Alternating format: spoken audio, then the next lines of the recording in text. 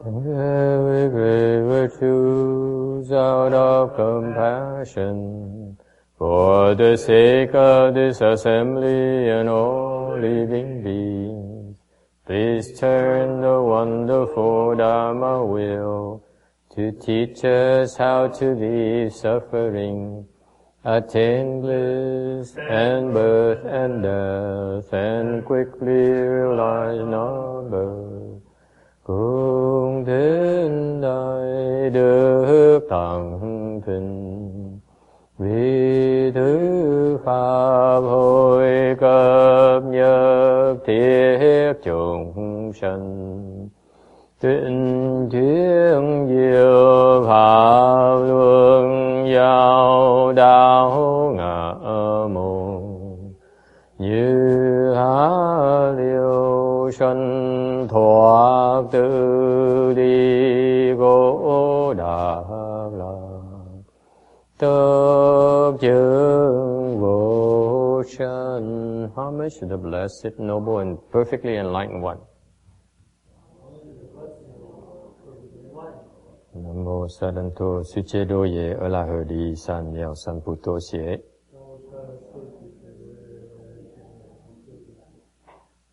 Nam mô Tạc Đắc Tha Tô Gia Đa Gia La Ha Đề Tam Hiệu Tam Bồ Đà Tọa.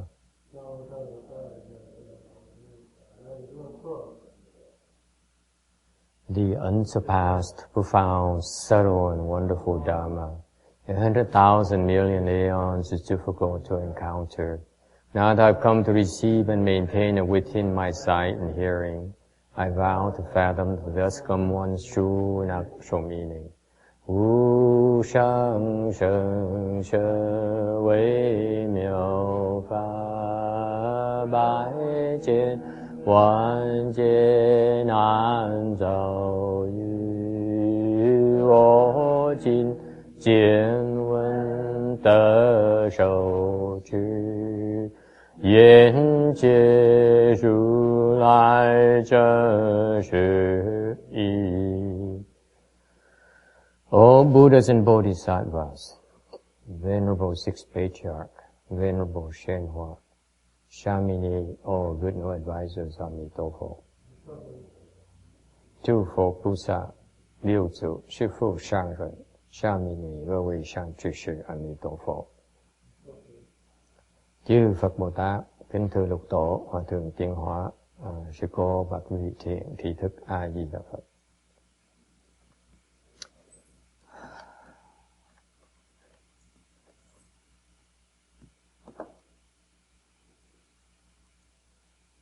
Today is August the 5th, 2012. We are here in Rosemead, California, to lecture on the Vajra Sutra. We are on slide number 257. The sutra is talking about the state of the arhats. So the Buddha started telling Subhuti, asking Subhuti about the arhats, first stage through fourth stage. Last week, we started talking about, explaining about the first stage arhats. Okay? And we said that the arhats, the first stage arhats are the one who are called the stream enterer, meaning that they enter the stream of the sages. What is the stream of the sages like? How do you know when you enter it? You enter it. When you enter it, then you are impervious to the six dusts. Okay, do I need to, I need to translate in Vietnamese for Kim Điện here. Okay. Tuần trước mình bắt đầu giảng cái phần kim cang là phần quan trọng. Mình bắt đầu giảng về cái cảnh giới của các vị A-la-hán. Thì tuần trước chúng ta bắt đầu giảng về cái phần mà Đức Phật nói rằng là cái sơ quả A-la-hán ra sao. Thì thì chúng ta bắt đầu hiểu rằng cái sơ quả A-la-hán gọi là nhập lưu, tức nhập thánh lưu. Nhập thánh lưu là sao? Nhập thánh lưu thì một cái cảnh giới rất là tuyệt vời. Khi quý vị nhập được thánh lưu thì lúc đó quý vị sẽ không còn bị cái lục trần nó chi phối nữa. Okay. Nói cách khác, nhìn cái con người mỹ miều, đẹp trai, đẹp gái, tâm hoàn toàn không động. Đó là một cái ví dụ của cái người sơ quả A-la-hán. An example, one such example of the first stage Arhat is that when you're first stage Arhat, you look at a pretty woman or a handsome man, your mind doesn't move. Because the form no longer affects you. You look at food, you no longer strike up a desire for food. Mình nhìn đồ ăn, mình không thèm ăn. Okay? You look up, you listen to the music, and you are unperturbed by wonderful, beautifully composed music. Okay? So that's the state of the first stage of art. Ví dụ thứ nhì, là quý vị thấy đồ ăn ngon lành, tâm không có động, không tham ăn, không thèm ăn. Hoặc là quý vị nghe một cái âm nhạc rất là tuyệt vời, rất là hay, nhưng cái tâm cũng là không động, trơ như vậy, gọi là thánh lưu, gọi là cái sơ quả A-la-hán. Okay? Meaning that when the wisdom, it's called the sagehood of wisdom in that you are not affected by the outside. The external world can no longer affect you. Quý vị biết không? Cái tuyệt vời của cái cảnh giới nó gọi là cảnh giới của cái thánh nhân là tại sao? Cái bên tiểu thừa nó gọi là thánh nhân. Tại vì cái cảnh giới trong cái cảnh giới này đó, con người thánh nhân này hoàn toàn không còn bị cái thế giới bên ngoài nó lung lạc nữa. That is called wisdom. They are no longer confused by the external world.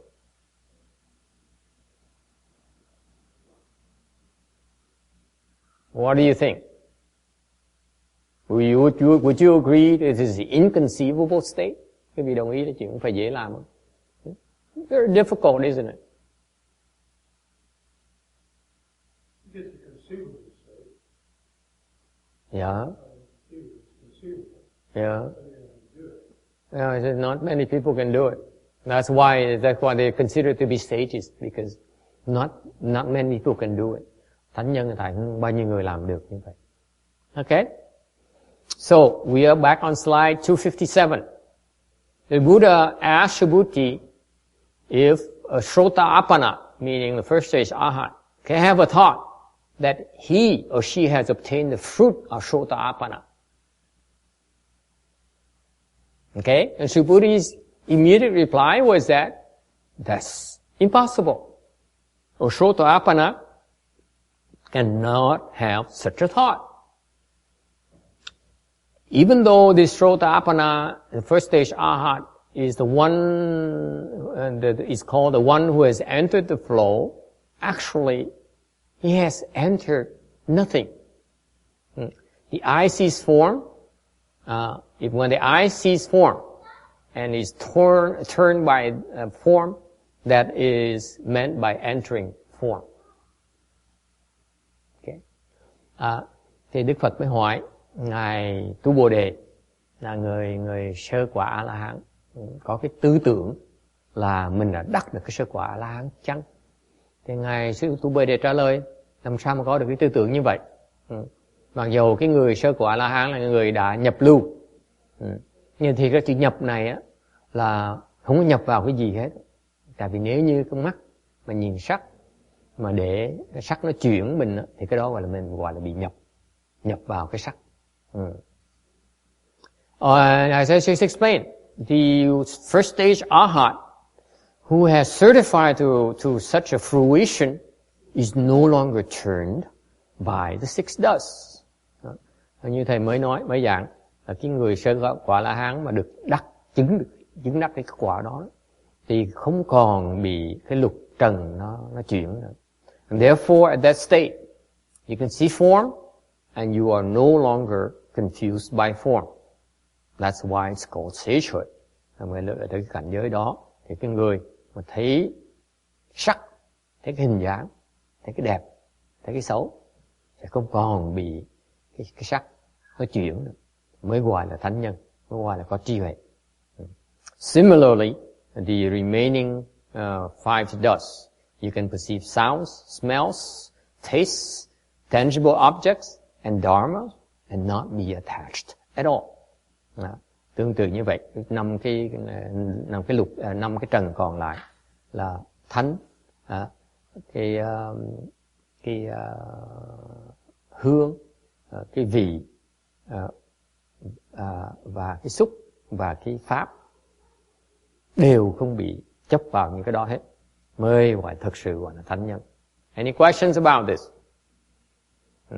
We on slide 258. Shrutapana is basically a name. It's not referring to it's not an actual substance. Cái tên sơ quả A-la-hán, danh từ sơ quả A-la-hán chỉ là nói về cái tên thôi, chứ không phải là nói về cái thể. Actually, this person really enters nothing. Thiệt ra không có nhập cái gì hết. There's an enter. You enter the six dusts because of the existence of consciousness between your sense organs and the six dusts. Nói cho rõ ràng, this is very, very, very, very important for you to understand this. This is why the Buddha is so precise in his teaching. He says the reason that you enter the six dusts is because you allow the existence of consciousness. Okay? There's a consciousness. Đức Phật dạy rất là tuyệt vời. Ngài dạy một cách rất là chính xác. Ngài nói rằng chúng ta có chữ nhập, có cái trạng thái là nhập lục trần, là tại vì có cái sự hiện diện của cái thức. Okay? To say not enter means that emotions and consciousness are both emptied. Ta nói mà không nhập vào cái lục trần đó, có nghĩa là nói rằng là những cái tình cảm và những cái thức nó đều là nó biến thành không rồi. Meaning that you are able to empty both your emotions and your consciousnesses.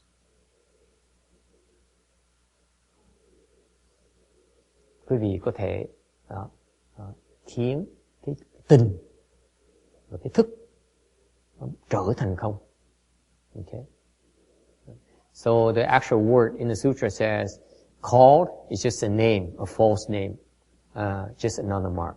Thành ra cái phần này khi mình nói về dùng cái danh từ sơ quả A-la-hán á, đó chỉ là một cái tướng thôi, một cái danh hiệu thôi. And so it's called, the word called is used for all the four fruitions to designate that simply this is a mark, a false mark. Cái chữ danh từ này, cái chữ danh là gọi đó, cái danh từ đó chỉ là một cái chữ thôi, nó không có, nó chỉ là một cái giả tướng thôi, không cần phải chấp vào. Cái này áp dụng cho 4 cái quả của A-la-hán trong cái kinh. At this state of first stage arhatship, the mind has severed coarse and heavy afflictions. Cái người sơ quả A-la-hán đã đoạn được cái loại phiền não thô thiển và nó nặng nề là thô và trọng. Okay? Any questions about this?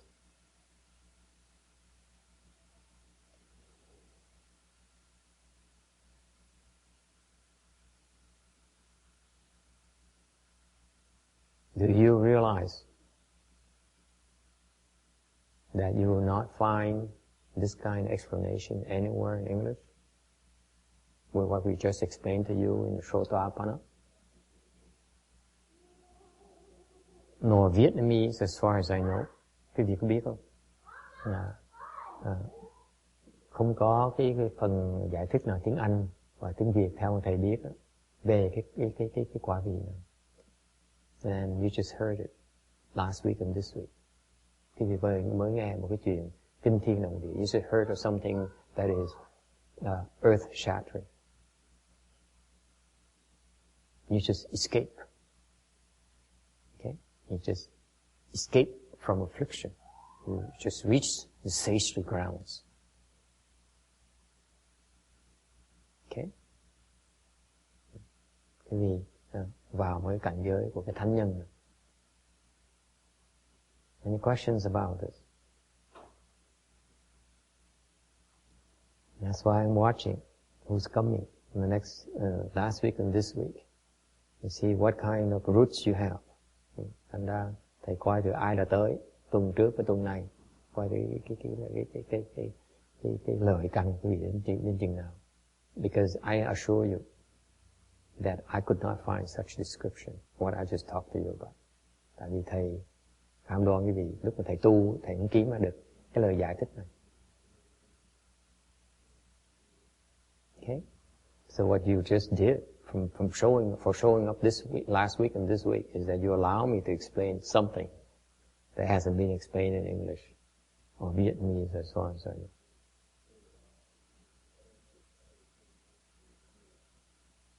Okay, you are extremely generous.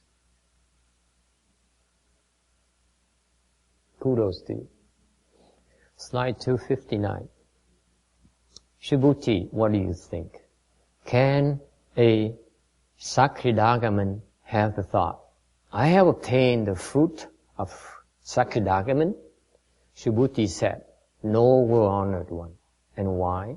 A Sakridagaman means one who returns once more. For that reason, he is called Sakridagaman.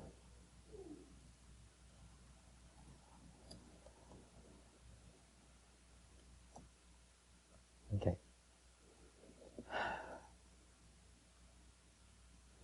Sư Bồ Tỳ,于意云何？是多寒，能作是念，我得是多寒，我不。须菩提言：不也。世尊，何以故？是多寒名以往来，而实无往来，是名是多寒。Tư Bồ Đề, ý ông ra sao? Tư Đà Hàm có thể tác niệm, ta đắc quả Tư Đà Hàm chăng? Tư Bồ Đề thưa, bẩm Thế Tôn không, tại vì sao? Tư Đà Hàm gọi là nhất vãng lai, mà thật vô vãng lai, nên gọi là Tư Đà Hàm.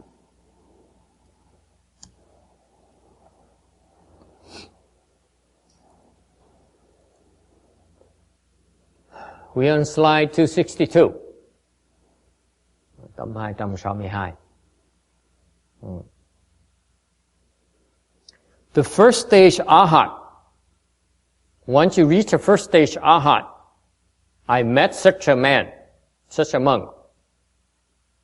When I first started, his name is Bhante Vajra. He is a Cambodian monk. Thầy đã từng gặp một cái vị sơ quả A-la-hán rồi. Lúc mà mới vào tu đó, gặp ngài đó, gặp sơ quả A-la-hán. Okay, very interesting. Yeah. Ngài tên là Bhante gọi là thầy Vajra, một người thầy Campuchia. He is, as you know, you can tell by the name that he is a Hinayana monk. He's very senior seated. Đây một cái vị, về cái tên này, cái vị thấy đó, là một cái vị thầy tu sĩ, tu theo tỷ thừa, người Campuchia. So he went to Thailand. He was had a full life until his like 30s.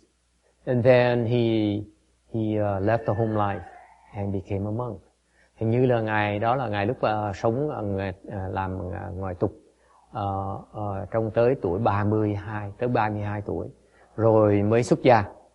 Rồi khi xuất gia rồi mới qua bên Thái Lan, tu bên chùa Thái Lan. So he went to Thailand to learn his trade. Okay? And he says that during his practices, they have this practice as he learned how to make tents. Okay? So he would, according to their tradition, he traveled into the boonies and set up a tent and stayed there.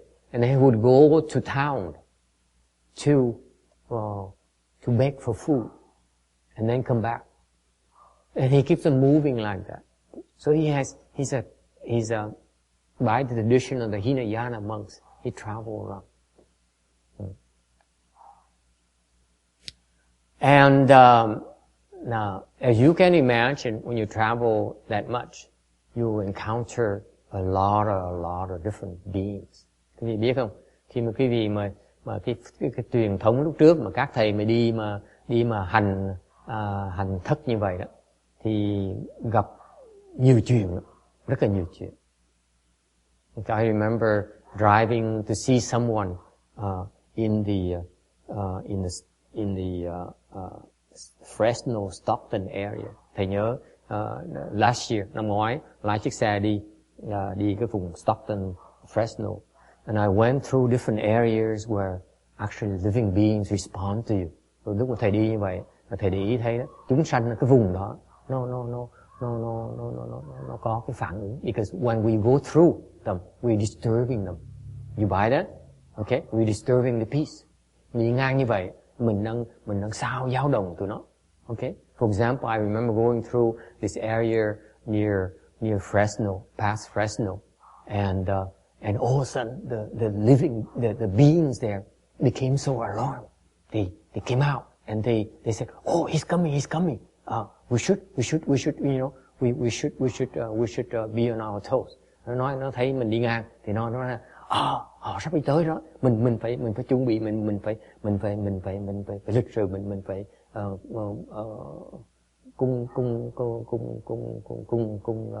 nghiêng chào họ tới cho nó đàng hoàng. Okay, so the beings who are, you know, their territories, when you cross territories, they are affected. Nó có từng cái khu vực. Là khi mình mọi người có cái lạnh vững khác nhau, thì mình đi ngang qua như vậy thì mình giáo động người ta. Okay, so this first stage art here, he says he was telling me that he would go to in the forest areas, and he would set up a tent, and then he would walk distances to the nearest village to beg for food and come back.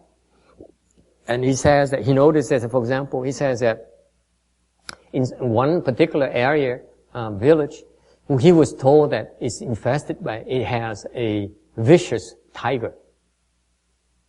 Meaning this tiger attacks villagers. So the villagers warned him and said, "You have to be careful, master, because this tiger is very vicious. He's known to attack us and kill us and feed on us."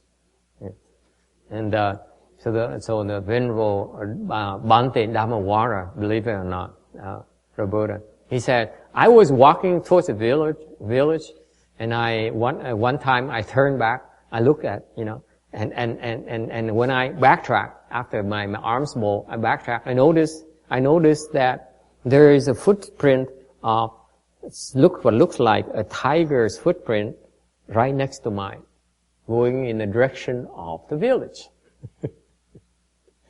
That's what it is like. Or he would say that at night he would saw a woman coming to his tent. She would appear in front of the tent, walk in, came up to where he was sleeping, lying down, and then she looked at him for a long time, and then walked away. And then he would wake up. And then next day, he would go into the village. The villagers would say, "Oh, we have some kind of ghost who's been killing our children and our people and feeding on them. It's probably a Rakshasa ghost, a female ghost, very pretty, and they prey on people. They kill them. They see you, you can kill them." So Venerable Bhante Vajra said, "You know, that's a nice thing about cultivation. When you pure, when you keep precepts, they will not harm you. Even the tigers, even the ghosts will not harm you." Fascinating. Quý vị thấy chuyện cười lắm, là ngài Đạt Ma Vajra đó, ngài mới kể, ngài nói là 32 tuổi xuất gia, rồi qua bên Thái Lan học cái nghề, học cái pháp tu. Thái Lan là họ đi khất hành, họ có một cái cách, cái kỹ thuật mà làm mấy cái dù để nước nó không bị ướt, khi mưa nó không bị ướt, rồi đi cắm dù lên, đổ cái dù lên như vậy, rồi ở trong cái tent như vậy đó. Thì đi trong cái vùng thôn dã đó, thì dựng cái dù lên, cắm trại như vậy, xong rồi ban ngày thì đi bộ tới làng khất thực, xong đi bộ về lại. Okay.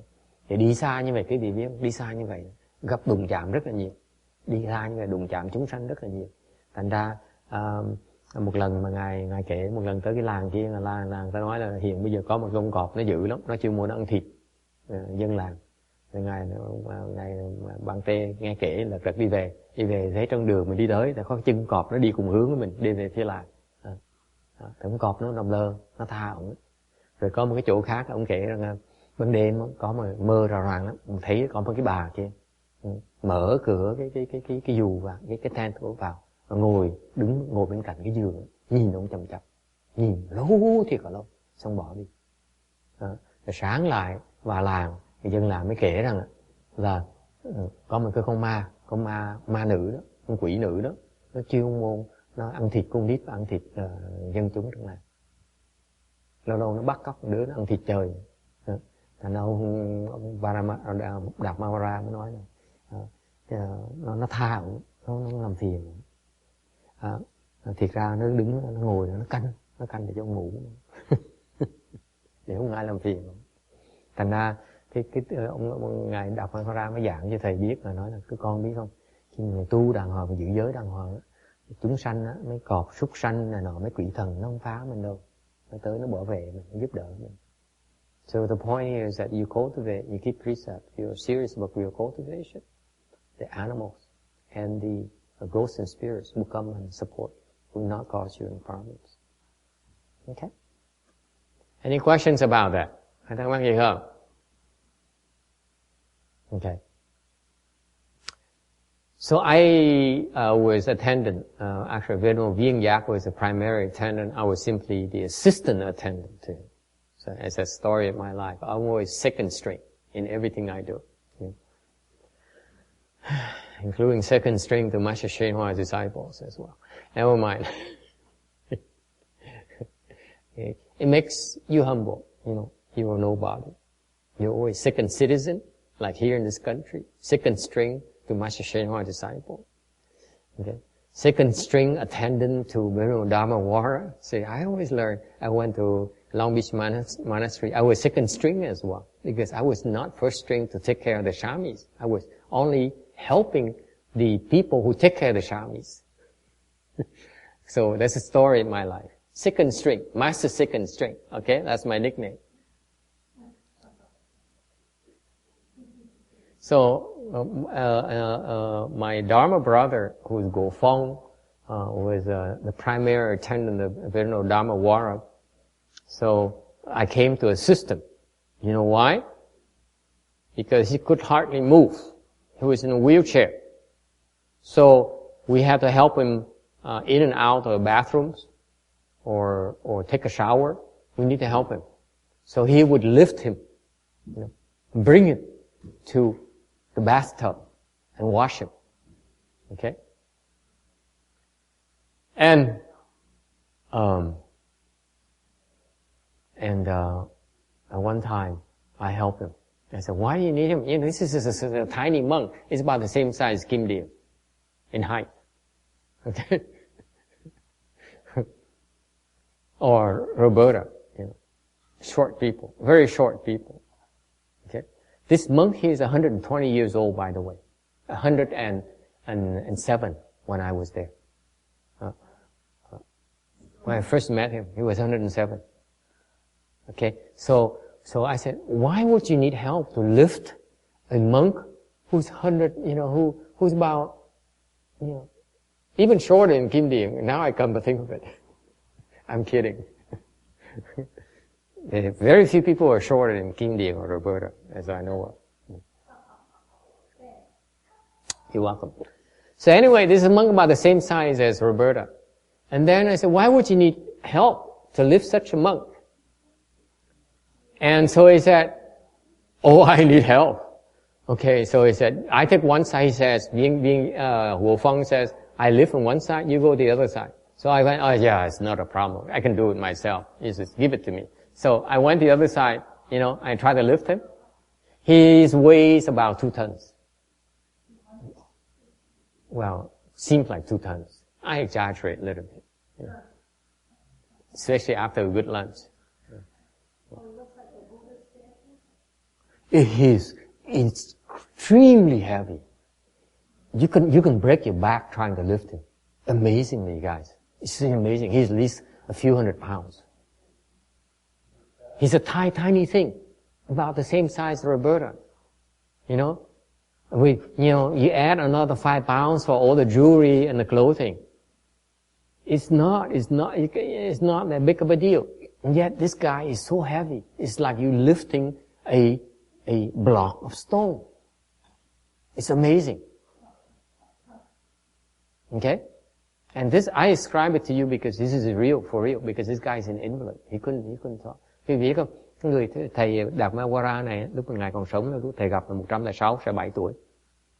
Ngài nặng như cái tảng đá vậy đó. Dễ sợ lắm. Người chút xíu, người chút nì, người to bằng cái cô kim điền thôi. Mà nặng như là cái tảng đá, nặng kinh khủng. Đẩy một mình nhấc lên nổi. I can tell you I could not lift him by myself. Okay? And after I lifted him with Wu Feng, I had back problems. It was so heavy. It really crunches all my vertebrae on my spine. He's that crazy. Okay? That's the state of first stage arhat. Okay? And one time, we took him to, my late father drove him to the Kim Sơn Từ in San Jose, in the outside San Jose. Lần đó thầy Hằng Hiển chở ông á, từ Vạn Mật Thành đi tới cái Kim Sơn, tu viện Kim Sơn ở ngoài gần San Jose đó, and lái về lại. So they went there and they welcomed him and they made a lot of offerings to him. Okay, and then we drove back. Chở tới để nhận cúng dường xong đi về lại. So it's a long trip for an old man who's an invalid. Đi đường hơi xa. Okay, we're talking about 4-hour drive. 4 or 5 hour drive, okay, for him. And so it was very rough. So when he came back, he was very tired. So he was sleeping in his room. He has his own room in the city of 10,000 Buddhas at that time. He was a resident there for a few months.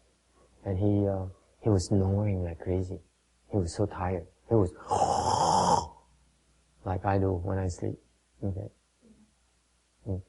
Tại lúc đó, lái xe. Yeah, you too, I know. Rồi lái xe đi tới tu viện Kim Sơn như vậy, thì từ Vạn Mật Thành tới tu viện Kim Sơn đó là tốn khoảng 4 tiếng đồng hồ. Lại lui lại về là mệt lắm, tội lắm, ông mệt lắm. Ông tới là giúp chúng sanh thôi, chứ không phải là ông tới để ông ham tiền đâu. Thành đi tới, mỗi lần tới như vậy, mấy cái tu viện như vậy, người Việt Nam thích tới cúng dường, tại biết cái tiếng là người thánh nhân đó, thành cúng dường nhiều. Thành trở về là như vậy, thì ông có cái phòng riêng và ông trong Vạn Mật Thành đó, hồi đó ông ở Vạn Mật Thành vài tháng. Phương Trường mời tới ở, thì ông mệt quá, ông ngủ ngáy gò, ngáy dễ sợ, ngáy như cái trống vậy. And so he was snoring, so I walked by, okay, I walked by, I noticed, why, hey, kind of so strange, he's snoring. So I was curious, I said, is he sleeping or is he lying down? Hồi đó thầy tò mò, thầy nói, không biết ông thầy sơ quả này á, ông là ngủ nằm hay là ngủ ngồi. mình mở cửa mình hé vào mình coi thử. So I saw him lying down in his bed. Nói vào thì thấy ông thánh nhân là ông nằm ngủ, một cái miệng mở ra, ông ngáy. It's funny. You know why? I walked in. At that point in time, it was very clear to me, okay, that I saw a body sleeping. Okay? Thấy rõ ràng lắm. Một cái người tỳ kheo già đang nằm ngủ, ngáy khò khò, snoring away. And yet, I was aware of the presence of some kind of invisible presence, his presence, like he's watching me in his sleep. Thành cái chuyện thầy rõ, it's very clear. I know that he's watching me in my sleep. It's very clear. So I said, better behave, cô tớ, better behave, because he's watching you. Thành ra lúc mà thầy vào như vậy, trong phòng như vậy, mặc dù thấy cái thân một người tỳ kheo già, nó ngáy khò khò, nó ngủ, thiệt ra với cái ấn tượng rất rõ ràng, có một người, ổng đang nhìn mình, ổng đang quay mình. Thành vừa ngủ, mà cái thức ổng vẫn còn tỉnh. So you're talking about a guy who's asleep physically, and yet his consciousness is still aware of what's going on around him. So he's basically told me to behave myself, not do anything stupid, like steal things that belong to him. Hồi đó ông nhắc cho biết là tao còn biết chứ không phải tưởng tao ngủ là muốn vào cấp độ làm tao bậy làm bạ, tao không biết đâu. So he gave me respect for first stage arhats. Do thầy mới nể mấy sơ quả là I truly had respect for that. You know what? I almost quit the TTB to go serve him. Hồi đó thầy tham cái độ, thầy nói sơ quả là hán ngon lành quá, thôi mình bỏ cái phàm mười thành mình đi theo ông để phục vụ cho ông. I nearly quit the CTB to go serve him. That's how crazy I was. Because I realized first stage arhat is such a big deal. Master Shenhua says so. Master Shenhua says, the first stage arhat is so wise. You have no idea how wise they are. Ngài Tiến Hóa miệng đích thân Ngài nói là người sơ quả La Hán trí huệ nó tuyệt vời. Quý vị không có thể tưởng tượng được cái trí huệ của người sơ quả La Hán. Yes. Would he have really had any teaching to help you become first stage arhat? I didn't care. I didn't care at the time. I said, if you are sage, I go with you. That's all I care about. I was self-serving. I wasn't serving him. I was serving myself. Sounds familiar? Yeah? Me. I convinced myself I wanted to abandon him, CTTB, to go serve this first stage arhat. Actually, it's to serve me, serve my needs. How petty I was. I know about pettiness, okay? Yes? I remember a while back, you were talking about four-stage arhats, and I think somewhere comment like, that's not such a big deal. And then, you were talking about first-stage arhats, that's a big deal. Yes, it is a big deal. I'm relating to you my state of mind back then. It was such a big deal. Trust me. When you look around, you see a bunch of idiots. You say, wow, there must be some kind of sage somewhere I can learn from. And this is the only sage I could find was this guy, Dharma Vajra, Bhante Dharma Vajra. So I said, I'm going to go. Naturally, because it's better for me. It is a big deal, trust me. He's like I was told he's like a pope. Because like the Aja Chan, they would come, all these Thai people, the Thai tradition, monks and nuns, they would come and pay homage to him. They come make offerings to him. You realize that? He's like the Pope. He come to seek his advice. It's a very big deal, trust me. Very, very big deal in our world. Nói cái vị biết, hồi đó là thầy là suýt bỏ vào Nguyệt Thành để mới đi theo ngài sơ quả La Hán này, tại vì nhìn quanh thấy không có thấy gì mà hay hết. Nói nghe nói một vị thánh nhân sơ quả La Hán là tính chạy theo để mà học, để gọi là mình mang danh là mình phục vụ cho ngài, thiệt ra mình phục vụ cho mình. Cầu thầy thôi. Okay. And then he lived to be, he says, I'm leaving because no one cares for me anymore. Rồi bữa cái ngày Đạt Ma Ra mới nói là tôi sắp đi rồi, tại không ai muốn tôi. You see, you remember, a teacher stays in the world because he's requested. Because people come and request him to stay in the world and say, please stay in the world, please teach us. Okay? Quý vị biết không, ngài Đạt Ma Ra tính bỏ đi, tại ngài nói rằng là không ai muốn tao ở đây nữa.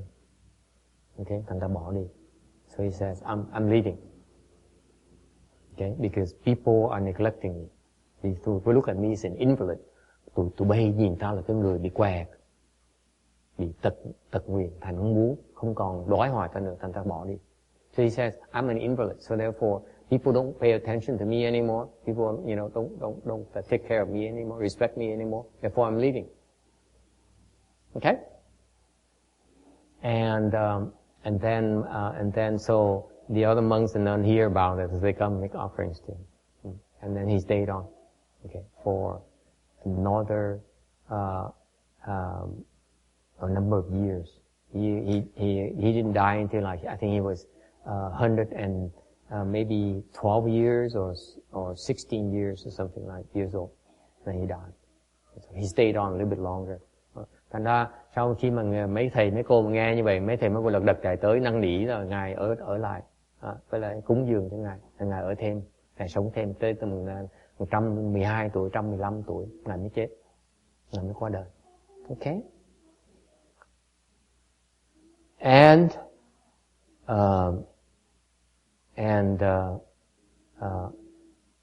he says, he tells me, he says that I really don't want to stay here anymore. Thì ngài mới nói thiệt ra ở đây thầy không thích ở đây đâu, because my heavenly palace is waiting for me. Ngài nói là cái lâu đài trên trời đó đang đợi tao. He said, I have a heavenly palace up there, ready, waiting for me. Và nói là nó có sẵn sàng, you know. Has been built already, Kim Điền. Don't look at me like that. You don't need to do anything. You just move in ready. Okay? Ngài nói là dồn nó mới ở, nó sẵn sàng hết rồi. Okay? In the heavens. So this first stage Arhat, coming back to slide 262.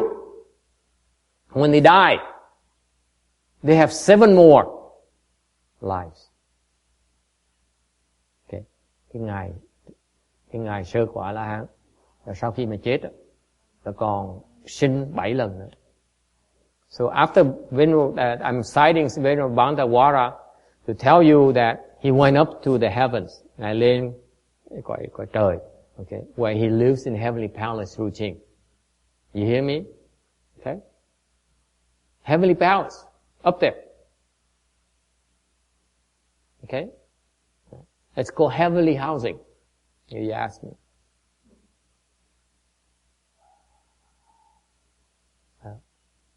Which is much better than government housing. You ask me. Yeah. Far better. Okay. So,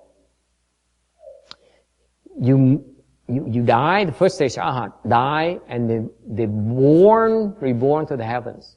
Người sơ quả A-la-hán khi mà chết á, các vị đó sẽ sinh vào cõi trời. Okay? And he stays there in the heavenly existence. And then, when he's done with heavenly existence, then he goes back to human realm. This is how it happens. Okay? Thành quý vị biết không? Ngài sơ quả A-la-hán á, các ngài sinh vào cái quả trời, sống đó trong quả trời. Sau khi mà cuộc đời xong rồi, cuộc đời quả trời xong rồi, mới trở về lại quả người. So far so good. Okay? So, that's why you know that Venerable Bhante, when he said, I'm leaving, he meant it, because he says, what's the point in staying here in this decrepit old body that's hurting? I might as well go up there and have fun, and have my heavenly goddesses waiting for me, okay, and serving me, my servants. Roberta, are you following me? It's not time to sleep, because we're talking about Arhats. I worked so hard the last 2 days at work. Okay, so the first stage Arhat, they go to the heavens. Kể quý vị nghe, sơ quả A-la-hán á, là chết rồi, sinh lên quả trời, sống lên quả trời, trong cung điện quả trời. Xong rồi chết quả trời xong rồi mới xuống lại quả người. He comes back to the human realm and lives out human realm lifespan. When he dies, he moves up the heavenly palace again. So he does that 7 times. That's what they meant by 7 returns, 7 more births. Thành ra cái vòng nó như vậy đó, là lên quả trời, sống còn quả trời, rồi sinh về xong quả trời xong rồi sẽ xuống lại quả nhân gian này, sống quả nhân gian một đời, xong rồi lên lại quả trời khi mà chết. Làm như vậy 7 lần luôn, mới gọi là thất lai. Vì vậy đó là còn trở lại về cái quả người 7 lần, là cái người sơ quả là hán. What happened is that at the 7th birth, okay, then he'll become a 4th stage arhat. It's automatic. So all he does, once you reach a 1st stage arhat, you keep on going up and have fun, and go down, and going up and have fun, go down, go up and have fun, go down. 7 times, you become 4th stage arhat. Automatically. That's why the 1st stage arhat is so fantastic, if you ask me. You guarantee success. You cannot go wrong anymore. Thành ra cái sơ quả A-la-hán nó quan trọng vì vậy đó. Là quý vị còn lên quả trời rồi xuống lại quả người là 7 lần nữa, tự động sẽ thành tứ quả A-la-hán. It's automatic. Yes. It's a miracle. That's kind of miracle you want. Yes. So when they grow up and that's why they come back with it, they don't forget anything. They're still our lives. Like when we come through, we forget everything. They do. They forget everything, but then they get it back very quickly. It's the nature of the blessings. Huh? So for 7 more times, they go through the cycle 2, 3, and 4. So, but the most important point here is that they will go through the progression, but they only have to be born 7 more times, and then they're done. They're so blessed, John, that when you're born, you become confused, you do stupid things, you scream, you throw tantrums, you don't listen to your mom, you don't listen to your teacher, you yell, you're noisy, you lie, you're disrespectful,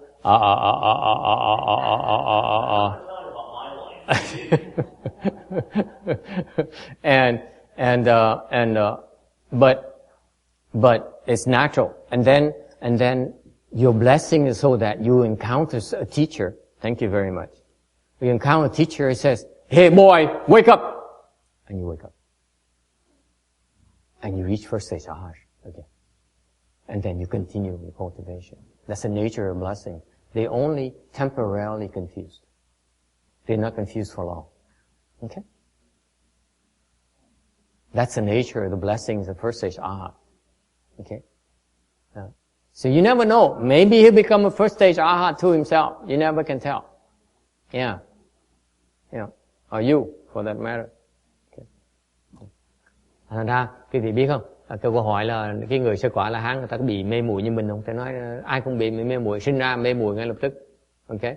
Thì mê muội như vậy, cái mê muội chuyện thông thường, đều cái ngày sơ quả La-hán người ta có phước báo lớn quá đến độ mà nó mê muội tạm thời thôi. Rồi sau này sẽ gặp được vị thầy, vị thiền trí thức, người ta sẽ dạy ngài và ngài sẽ thức tỉnh ngay lập tức. So they get confused, but they will encounter a teacher, a good knowing advisor who will wake them up. Okay? So that's why, as I said, my claim is that there's still hope for the most difficult boys to teach. If you ask me, there's still hope. Okay? You cannot give up on children yet. Okay? Or people yet. Okay? So far so good? Isn't it cool? That's the blessings of 1st stage arhat. Thành cái sơ quả La-hán nó tuyệt vời như vậy. Isn't it beautiful? You guarantee success. Okay? You can goof off. You can go become a Hollywood actor and you still become 1st stage arhat.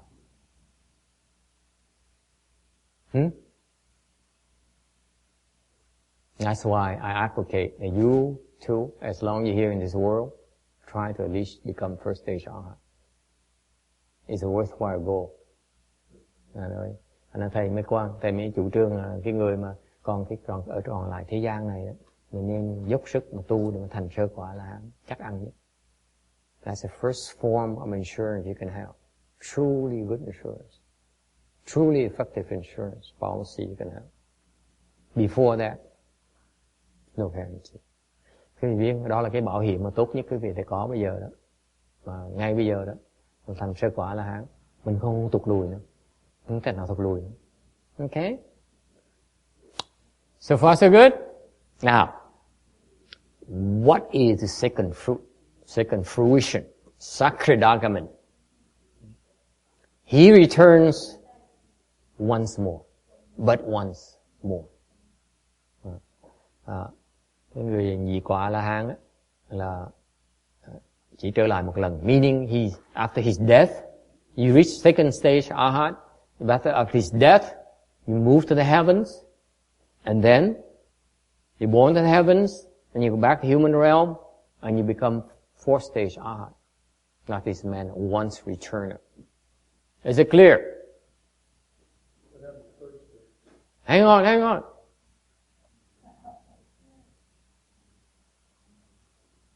Okay?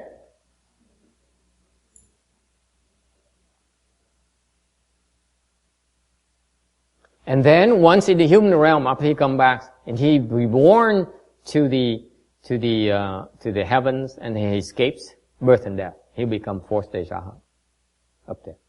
Okay? And can he have this thought that the second stage have this thought, I have attained the fruit of second stage Arhat? Subhuti says no, as the answer to the Buddha's name. Same thing, it's just a name. Sakradagamin or second stage Arhat is only a name. It's not referring to a substance. Therefore, how can you talk about anything being obtained? Đã hỏi là có đắc được không, thì không có đắc gì hết, tại cái này chỉ là cái danh từ thôi, không có ý nghĩa gì hết, nói về cái thực thể. So far so good, same logic, right?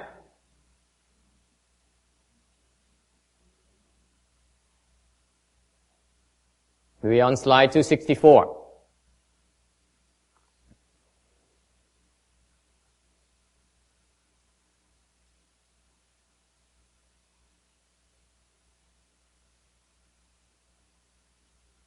Years ago.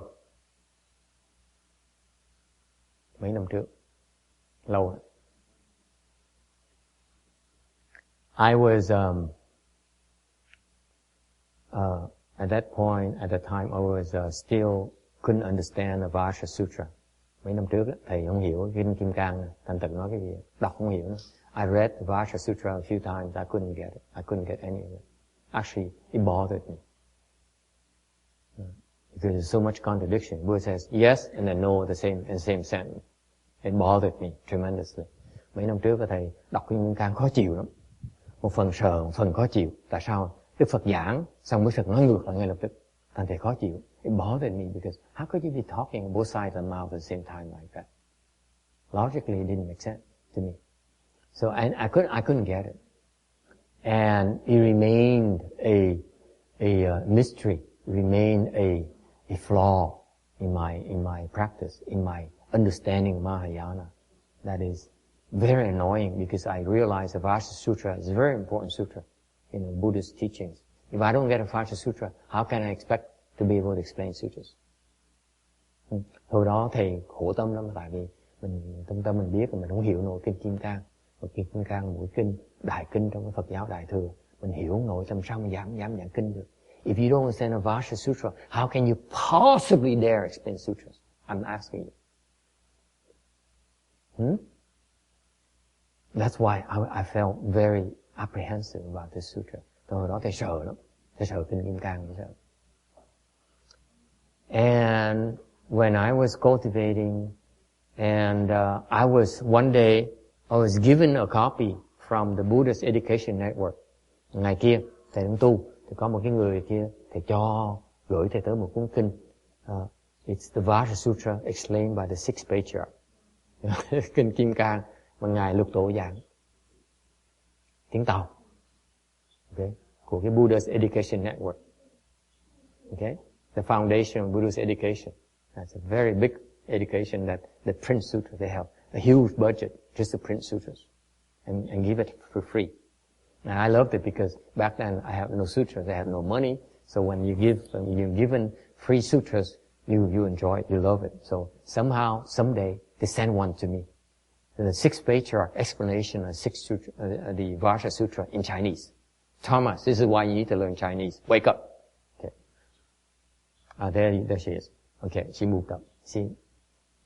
Okay.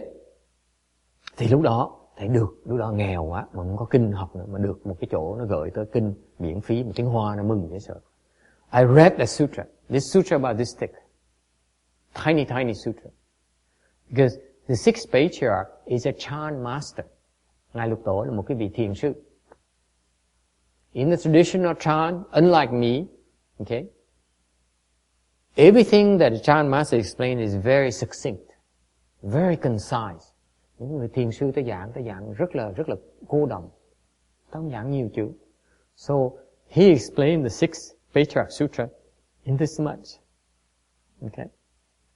Our Vajra Sutra will be, the slide we have, the slides alone, we have 800 slides. So you print them out, it's probably even thicker than most sutras explanations already. Okay? Cái gì biết không? Cái bản Kim Cang này mình có 802 cái tấm luôn. Mà in nó ra là nó còn dài hơn mỗi cái chú thích của mỗi cái chú thích của kinh. Đa số chú thích của kinh. Alright.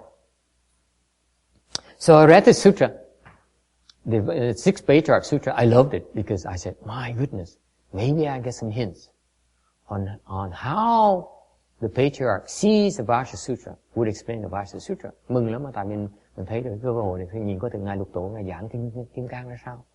Because I didn't get much out of Master Hsuan Hua's explanation. Tại vì đọc Ngài cái chú thích của Ngài Tuyên Hóa không hiểu vậy đó. Thành thật đó cái gì không hiểu vậy đó. Hoàn toàn không hiểu. Okay, so I read it, and then there's a section where the sixth patriarch explained about the state of the second stage art. Từ lúc đó có đọc tới cái phần ngài Tuyên Hóa, ngài Lục Tổ giảng về cái cảnh giới của cái cảnh giới của cái nhị quả A La Hán.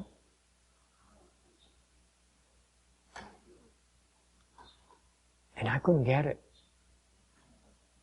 Đọc nó không hiểu. I couldn't understand what that section is about 3 or 4 sentences maximum. Cái phần khúc tiếng Hoa đó, hình như 3-4 câu rồi. What I mean by Chinese sentence, the Chinese sentence is about days long. So maybe 1 or 2 or 3, something like that. I couldn't get it. So I was scratching my head. I said, what does it mean by that? Well, the guy has been dead for thousands of years now. How am I gonna ask him now? Anh vò đầu vò tóc, bứt râu bứt tóc. Mình than phiền, mình nói, cái ông được giảng cách đây hơn cả 1000 năm rồi, bây giờ hỏi ông, sao mà hỏi ông bây giờ? I was asking myself, how am I gonna ask him what he means now? Because when they explain it, these are sages. They're supposed to explain it to you. Okay, I read somewhere, I believe somewhere that when sages explain sutras, they make sure that if you have some concern, they will explain it to you. So I told myself, how am I going to ask him now? See, he's dead. How can I pose a question? Thầy thắc mắc, thầy nói bây giờ ông chết rồi, sao mà hỏi ông bây giờ? So I was stuck big time for 3 or 4 days. Ngồi nặng óc ra cả 3-4 ngày, nghỉ không ra. And then I went to the grocery store, ABC Market in Bolsa. Rồi thầy mới tới đi chợ, này nói đi chợ, tới cái siêu thị ABC. Okay, I still, you'd be proud of your master, because the master, even though he went to the market, you remember with the dictum, going to the supermarket is also doing chant. Quý vị biết không? Hồi đó thầy, quý vị sẽ hạnh diện với thầy, cái hành động của thầy. Mặc dầu có câu nói là đi chợ cũng là thiền. Thầy hồi đó thầy vừa đi chợ vừa thiền. So I went to the market, I was still thinking about, what the heck does he mean by this? It bothered the heck out of me. Thì lúc đó, thầy đang đi chợ mà thầy thắc mắc là, cái câu này nghĩa là sao? Vừa đi chợ vừa suy nghĩ. I was truly practicing chant, you see. Isn't that impressive? No one even nodding their head. This is terrible. This is so embarrassing. This is so embarrassing. This is so embarrassing. Okay. Too late. I don't want it anymore. You don't want me, I go to the heavens too.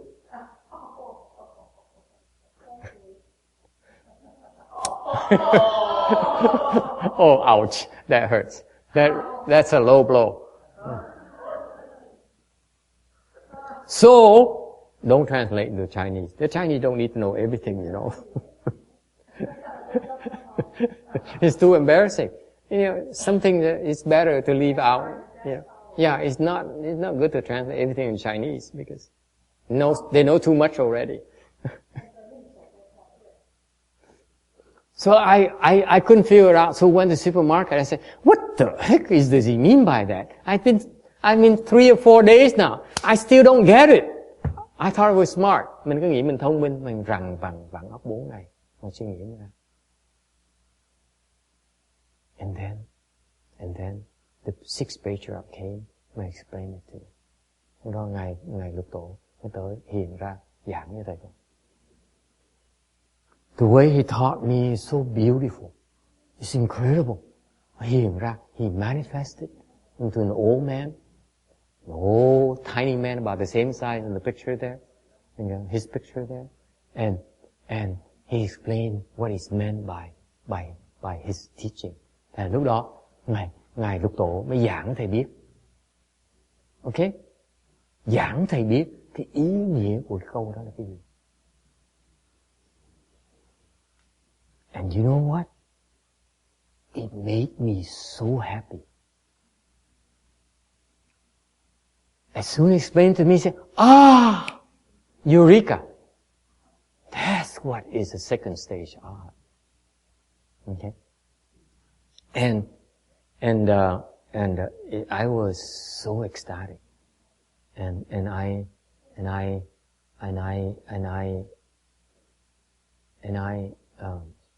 realized that he came to teach me. Lúc đó thầy sung sướng quá, tại vì muốn hiểu được, không phải hiểu, sung sướng tại mình hiểu được cái ý nghĩa của cái lời giảng của là ngài Lục Tổ, và hiểu được ý thức được là ngài Lục Tổ tới dạy mình. Okay? And I was so happy that I came back, and the same week I vowed back then several years ago that I would explain the sixth patriarch, the Vajra Sutra. Okay? That I vow to explain the Vajra Sutra and help people understand the Vajra Sutra.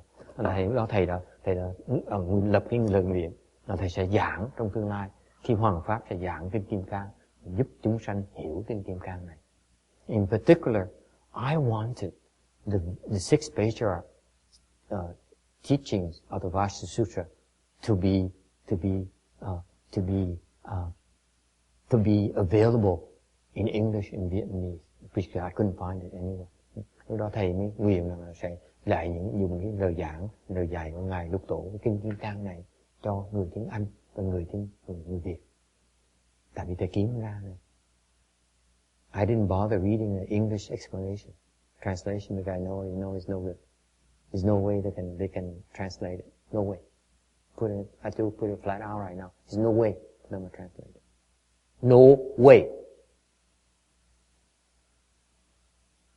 You can buy it on Amazon, you will. It's not, it's going to confuse you.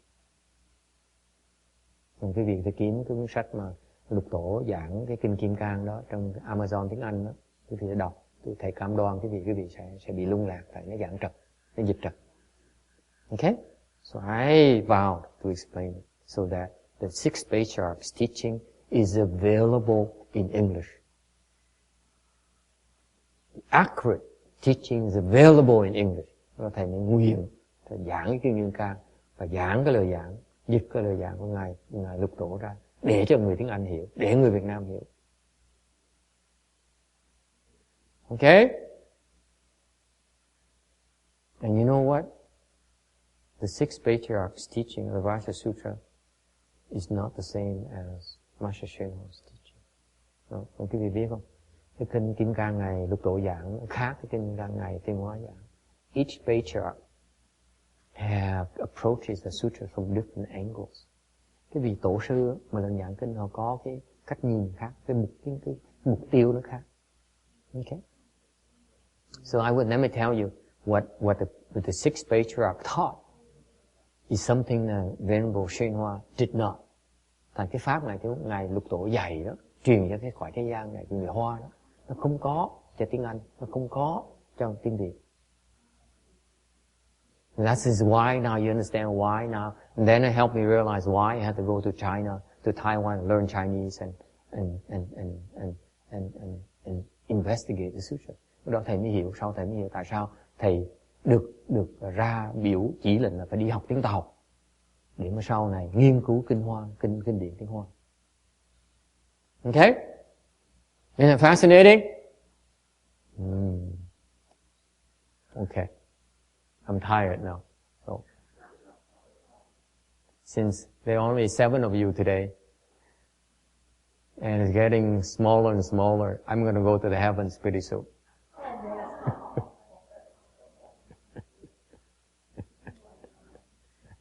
Why not? Yeah. Master, if we make an honest request for you to stay, will you stay? No. I'm no sage, so it doesn't apply to me. Okay? Yeah. I'm no first stage arhat. Let me put it that way. It doesn't work for me.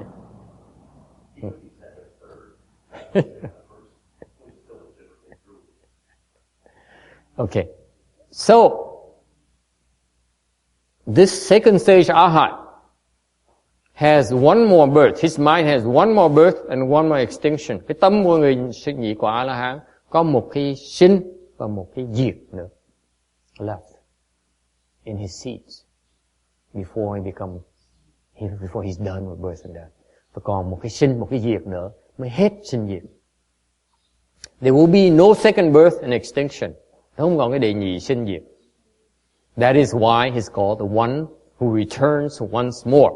Bởi vì gọi là người, cái người mà sẽ trở lại một lần nữa. So far so good. I assure you, the sixth patriarch teaching is buried in all of this explanation. So nothing is lost. Okay? Don't worry. Don't ask me. Say, what does the sixth patriarch teach you?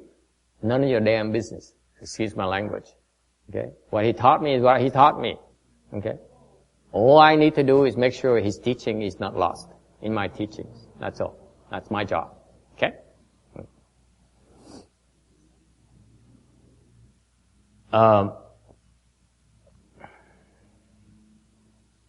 Here's what happens. The second stage arhat is a very interesting state. Cái cảnh giới người nhị quả A-la-hán nó tuyệt vời lắm. Nó lạ lắm. He would strike up a false thought. And he can stop it. Nghe rõ ràng không? Cái người mà nhị quả A-la-hán cảnh giới tuyệt vời lắm. Ngài có một cái vọng tưởng, Ngài có thể ngừng lại ngay lập tức.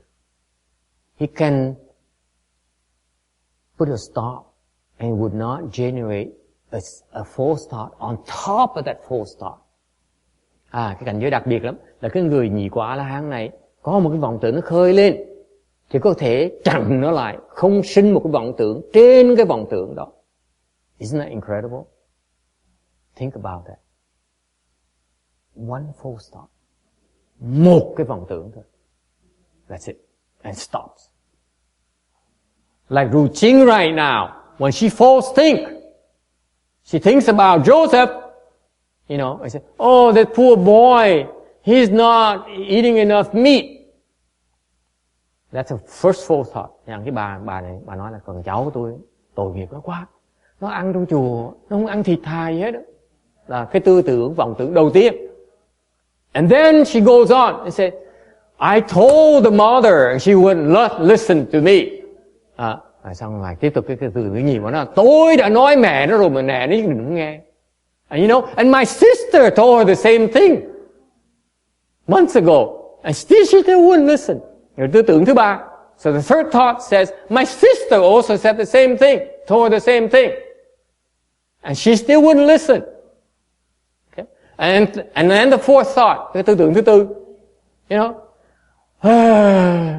I'm so sad. I think he's in big trouble. Thằng tư tưởng nói là, ơi khổ tâm dễ sợ, chắc là không xong tới nơi rồi. Okay? That's the nature of our ignorance. We generate thought after thought, after thought, after thought, after thought. Quý vị thấy không? Thầy mới mô tả cái cảnh giới, cái vô minh của chúng ta là cứ sinh một cái vọng tưởng, xong sinh vọng tưởng trên cái vọng tưởng đó, rồi sinh vọng tưởng nữa trên cái vọng tưởng tiếp theo. Okay? This is the nature of your ignorance. Am I correct? Đây là cái cảnh giới của cái vô minh của quý vị. Can you stop after the first thought? Guys, raise your hand please. Có ai có một cái vọng tưởng ngừng lại được không?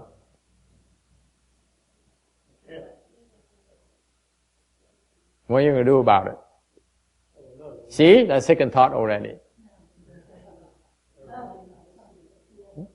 Okay. See, isn't that cool? This is, you see, this is Buddhist technology at its best. It's so precise. Thành đây là cái kỹ thuật của cái bên Phật giáo mình, nó rõ ràng dễ sợ, kiên điềm. Đức Phật dạy, Ngài Lục Tổ dạy rõ ràng dễ sợ. Đức Phật dạy rõ ràng dễ sợ. Một cái thôi, không thể nào cái thứ gì hết. Mới gọi là thánh nhân, mới gọi là nhị quả. Hay không? Isn't it fascinating? You read it anywhere in Master Shanghai's teaching? You won't find it. He doesn't explain about the state of arts. He doesn't. Ngài Tây Phương không có giảng về cảnh giới người A-la-hán. Okay? So it says the first thought exists, but the second thought immediately leaves. Okay? Therefore, there's no coming nor going. Isn't it beautiful how the Buddha names, chooses names for these sagely state? Quý vị thấy Đức Phật chọn cái danh từ cho cái cảnh giới hiền thánh nhân này hay tuyệt vời vậy sao? Tới một lần thôi và không bao giờ đi. Okay? Không đi, không tới, không lại. Okay? So far so good. All right, wake up. Any questions on the second stage Arhat? Ai có thắc mắc gì về cảnh giới người nhị quả A-la-hán? Yes.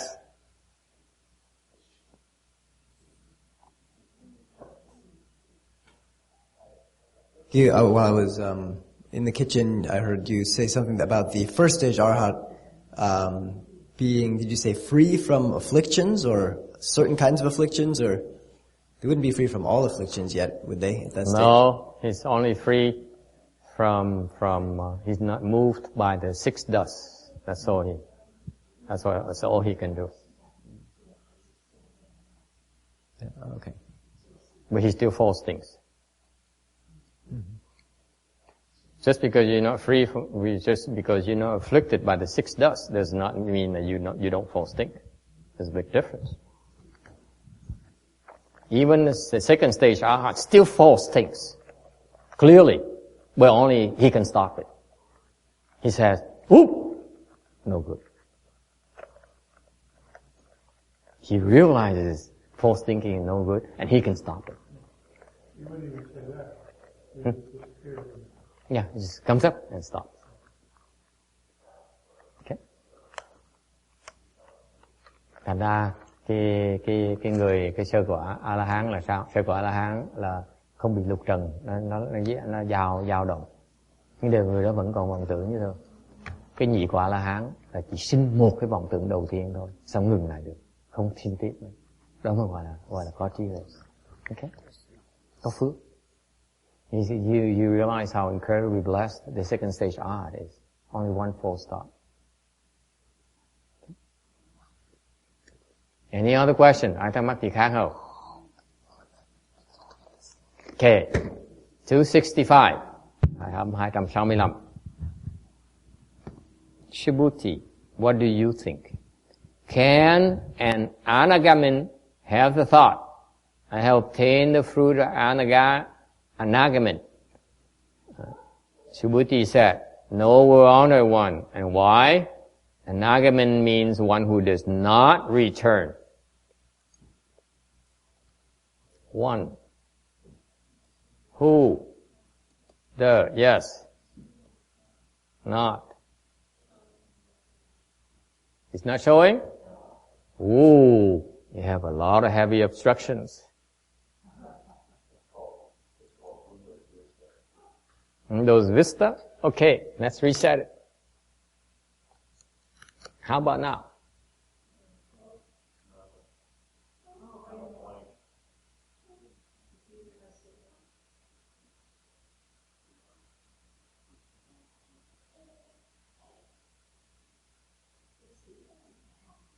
Yes? No?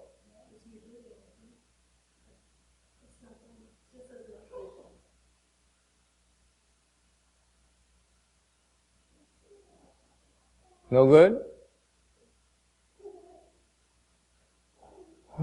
Okay. Well, we have some technical difficulties.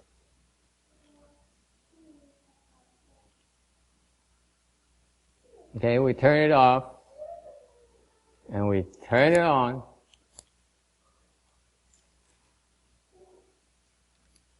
Okay, now we can't turn it on anymore.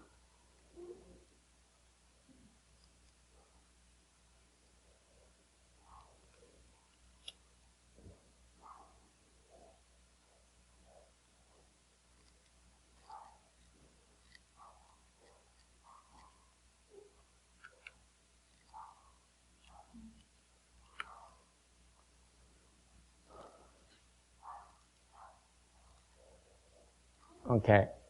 Well, does anyone have a joke or something while we're waiting for this machine to work? You have a joke? Yes. Tex has a joke. Go ahead, Tex. Okay. Penguin walks into a bar. A penguin walks into a bar. He says to the bartender, "Is my brother been here?" And my brother lives here. Yeah. Yes. My brother been here. Bartender says, "What does he look like?" What does he look like?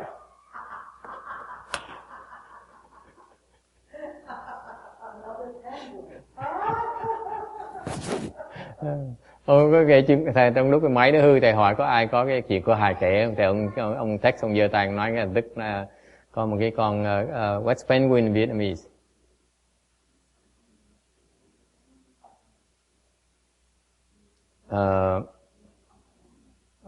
Well, it's not meant for the Vietnamese then. Sorry.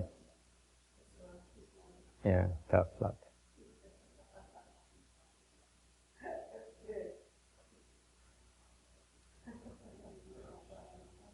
Okay, never mind. Ru Ching, don't write down that joke. There's no need. Can you see it now? No. Hmm?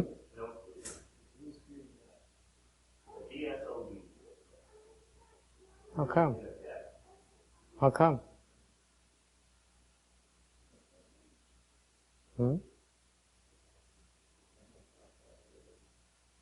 Still blue screen?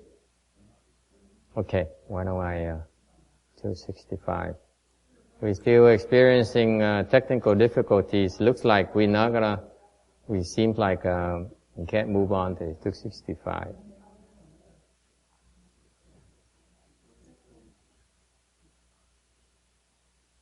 Okay.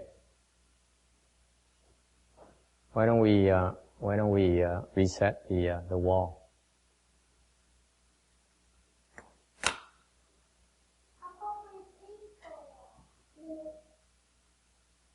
There you go.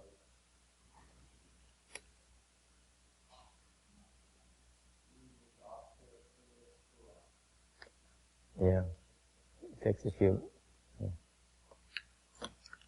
Okay, let's try this. Try it now. Okay, how about another joke? Yes, Tex. Try to better the last one.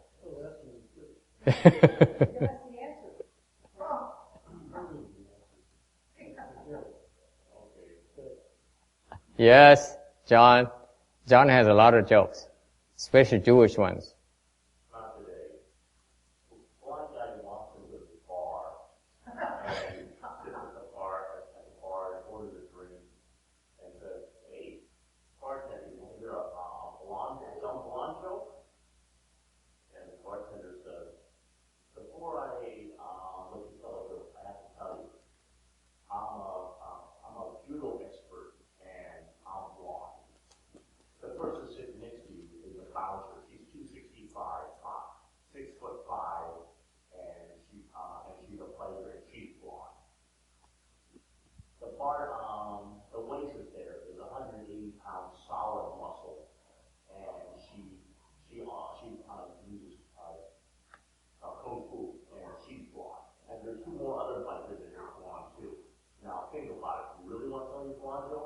people not a virus only have 5 tongues.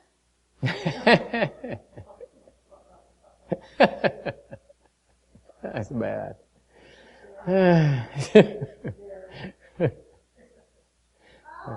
Can you see it now? Yes.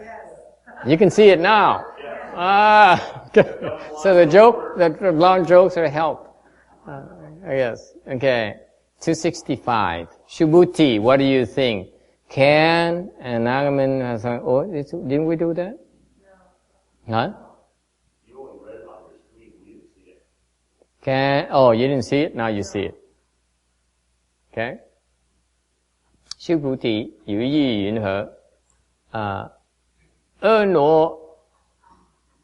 阿罗汉能作训练我得，阿罗汉我不。须菩提言：不也，世尊，何以故？阿罗汉名为不来，二时无不来，是故名A Nô Hạnh. Thưa Bồ Đề, ông ra sao? A-na-hàm có thể tác niệm, ta đắc quả A-na-hàm chắn. Bồ Đề nói, thưa Thế Tôn, không, tại vì sao? A-na-hàm gọi là bất lai, mà thật không bất lai nên gọi A-na-hàm. The Anagamin, okay, is the Sanskrit name for the third fruition of arhatship, and it can translate into one who does not return. Okay? He is also called escaping desire, because he has cut off all thought delusions within the desire realm.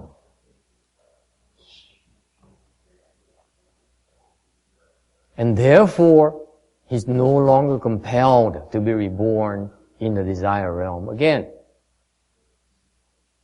Alright? The second fruition, Sakridagamin, must return once to the heavens and once amongst men before he can cut off the last 3 categories of thought delusions in the desire realm. At that point, he'll certify to the third fruition. And he'll be born, the third fruition, Arhat, will be born onto the 4th dhyana heavens, in the heavens for the third stage Arhats. Okay? And will never return to the human realm. Anaham là bất lai quả, cũng gọi là xuất dục. Tại vì cái ngài Anaham á, tam quả A-la-hán này đã đoạn tất cả những cái tư hoặc trong cái dục giới và không còn bị sinh vào cái cõi dục giới này nữa.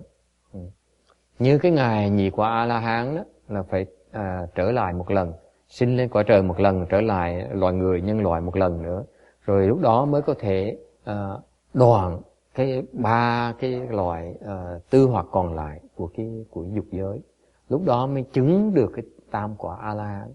Rồi khi mà lâm chung đó, khi mà mạng chung, thì cái ngài tam quả A-la-hán này sẽ sinh vào cái tứ thiền thiên, và sẽ không bao giờ trở về cái cõi loài người nữa. Any questions so far?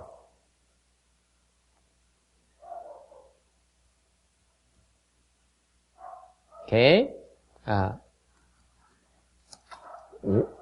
What is meant by escaping desires? Cái người này gọi là xuất dục. Okay, remember the escaping desire here. Cái tên ngài, một tên ngài gọi là xuất dục. Okay. What is meant by escaping desire? He says that he sees no desirable state on the outside. Xuất dục nghĩa là sao? Là không thấy cái ngoài bất kiến khả dục chi cảnh, có nghĩa là không thấy gì ở ngoài cái ngoại cảnh có gì mà đáng tham hết đó. This guy here, this gentleman, this third stage Arhat is very special.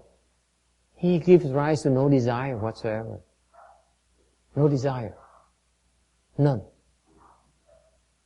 Okay? Ngài nhị quả A-la-hán này, tam quả A-la-hán này không còn cái dục vọng nữa. What does it mean? He sees a BMW 325i. He says, it's nothing, no big deal. The ultimate driving machine. And he says, no big deal. Can you imagine? It's baffling to me.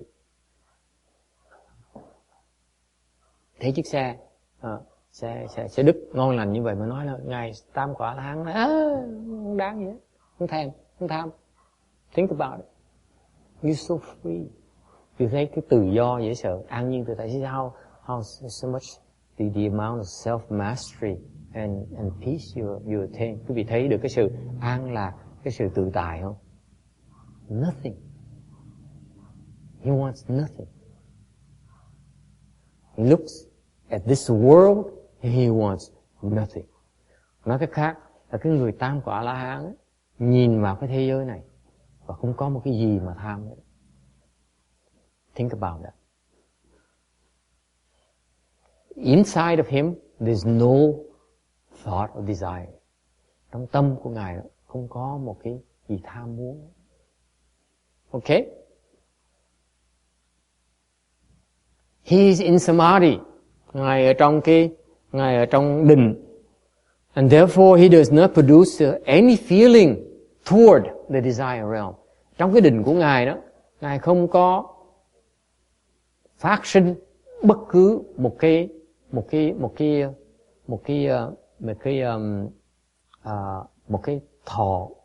cảm thọ nào về cái quả dục giới này. And therefore he is free from this desire realm. Bởi vậy Ngài mới đã thoát được cái dục giới rồi. What does it tell you? That's why it's called one who does not return. Bởi vì mới gọi là một cái vị mà không trở lại nữa, bất lại. Okay? Actually, he really have no returning, because the returning is basically a name. The desire habits are forever exhausted.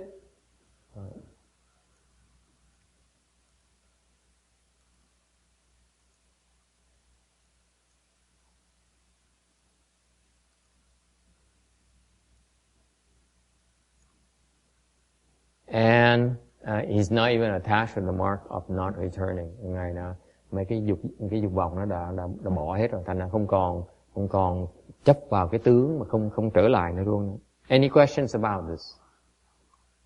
Okay? Any questions? Huh? No questions?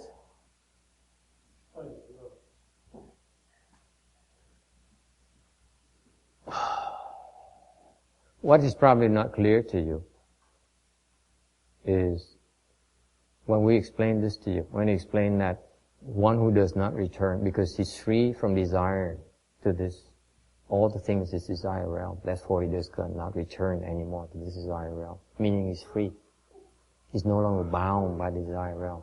We return to the desire realm because we are bound by desires. Quý vị biết không?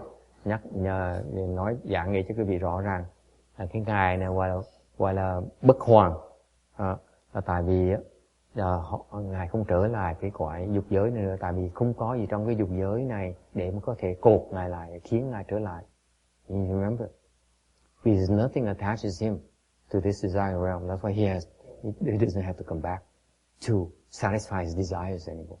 Thành ra cái Ngài tam quả A-la-hán không còn cái gì trong cõi dục giới này để cho Ngài tham muốn nữa, thành Ngài không cần trở lại đây nữa. In other words, the reason we came back to here, we are here today because of desires. Nói cách khác là chúng ta có mặt ngày hôm nay ở cái cõi này là tại chúng ta có cái tham dục. The things we desire. That's why we're still here. That's why we keep on coming back here. We come back for the grandson. Okay? The grandnephew. Mình trở lại để lại cho cái thằng cháu. Have you thought about that? This is why you're still here, because you keep on coming back for him.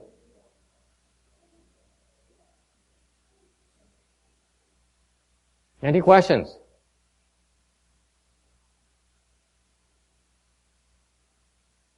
Yes. Well, this may be coming up, but what happens to the four-stage arhat when we're special elders? You just hang out there? Not yet. We're going to get there. So what happens is that the third stage arhat, when he's still in this world, he's unmoved by anything. He has no desire for anything. Thành nói quý vị, this is a wonderful, wonderful state. Quý vị biết cái cảnh giới nó hay lắm. Ngài Tam Quả A-la-hán khi còn trong cái cảnh, trong cái cõi này, Ngài không tham một cái gì hết. He has no desire for anything. Không tham một cái gì hết. Alright? You see that? Because as long you have desire for anything, then you are impartial, aren't you? Tại vì nếu quý vị còn bất cứ một cái dục vọng nào, quý vị là có thiên vị. Think about it, Roberta. She's sleeping. Leave her alone. Okay? He's really cannot be impartial. This is why, by the way, at lunch we started talking about the translation. Remember? We talked about, come in, please, Ruth. Yeah. Welcome. So we talked about the fact that the Chinese, when they translated the Buddhist scriptures from Sanskrit. Hi, Heinz. Come in, please. Have a seat. From Sanskrit into Chinese. What they did is very interesting, because when the Chinese translated, the Chinese monks back then, a thousand years ago, when they translated the Tripitaka from Sanskrit into Chinese, they have all these monks. They put these monks in charge of it. Okay? And they produce the highest quality of work, of translation work. Would you like to know why? And I explained this during lunch today. I said that the Chinese has perfected the translation work of the Buddhist scriptures, because they are by far the most accurate, the most prolific and complete set of work for the Buddhist teachings in Chinese. Okay? The reason being that back then the emperors and the sponsors donated a lot of resources just for the translation work. They would build humongous temples. I told them that back then, the front gate is so far from the main Buddha hall that in order to close it at night, someone has to ride a horse at galloping speed, go to the front gate, close the gate, and then gallop back. That's how far it was. Okay? Just to take care of the front gate while they are doing translation work. And they employed so many sages, Buddhist sages. They put so many of these sages in charge of the translation work. And that's all they did. They translated, nothing else is expected of them. So unlike here in our temple, we do translation work, we do editing, we do website, we do cooking, we do ceremonies, we clean the toilet, we water the plants, we do everything around here. Okay. So these people, this is why back then the Chinese, they would dedicate their entire life, really their entire career to do translation work. Okay. So they have total concentration, first of all. And the one thing that people don't pay attention to, I need to bring it out, okay, is that most of these people in charge of the translation work are third stage arhats. Ngày xưa như vậy đó, là các ngài là ngày xưa là dịch kinh như vậy là có rất nhiều, được nhiều hoàng đế với người đại hộ pháp đó, cúng dường rất nhiều tiền bạc, tại mấy thầy về sư, mấy sư với cô đó chỉ bỏ cuộc đời thông dịch thôi, không là cần làm cái gì hết đó, đầy đủ hết. Okay. Có chùa, có đồ ăn, có cúng dường, không có thiếu thốn gì, chỉ lo phiên dịch thôi. Giống chùa chúng tôi là vừa phiên dịch rồi vừa nấu ăn rồi vừa làm lễ rồi vừa quét các sân này nọ. Đoạn làm từ đủ thứ chuyện đấy, không thể nào chú tâm được. Đó. Từ xưa ta làm một việc thôi là thông dịch thôi. Đó là chuyện thứ nhất, người ta ủng hộ cái chuyện thông dịch. Chuyện thứ nhì nữa, bởi vậy cái người văn cái tam tạng, cái tiếng Hoa đó, nó phong phú dễ sợ lắm, nó rất chính xác. Phần thứ nhì tại sao nó chính xác là tại vì đa số những cái người mà phụ trách cái vị phiên dịch đó, là tam quả A La Hán. They're all at least third stage arhats. You know why are they third stage arhats? They have to be in charge. Those in charge have to be at least third stage arhats. Those in charge of translation. This is religious scriptures now. Okay? These sacred scriptures in Buddhism and Chinese. The people in charge are at least third stage arhats. Why? Tại sao những cái vị mà phụ trách cái chuyện thông dịch của cái tam tạng tiếng Hoa đó là ít nhất là tam quả A-la-hán? You go back to the history of these translators. You see that all of them are at least third stage arhats. Why? Tại sao như vậy? Because they are free from corruption. Therefore, their work is authentic and has integrity. Bởi vì cái Ngài Tam Quả A-la-hán là không còn cái tham dục nữa.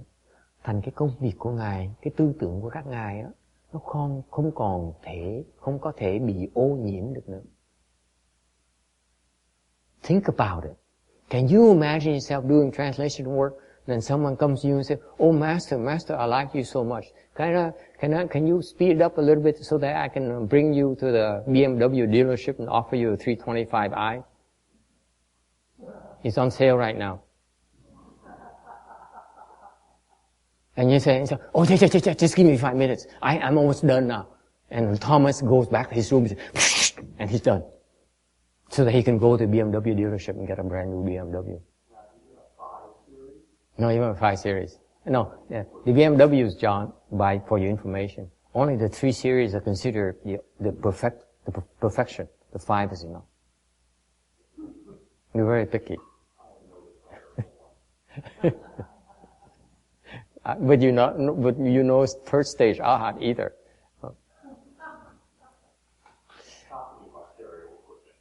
Stereo equipment and cameras, yeah. Okay. So that's the point. The point is that these beings are free from desires. That's why they have the freedom to put forth the best work without being influenced by any way. And that's why their work is so accurate, has so much integrity. You buy that? This is Chinese standards that no one else has duplicated except for the Chinese. Isn't it beautiful? And ever since the Japanese, the Filipinos, the Mexicans, the Americans, the Vietnamese, they all translated because they want to translate, because they want to be famous. Okay? That's why I advocate that for you to do translation work, you need to be at least third stage arhat. Okay? Any questions about this? Do I need to translate into Vietnamese Kim Điền or not? I do not.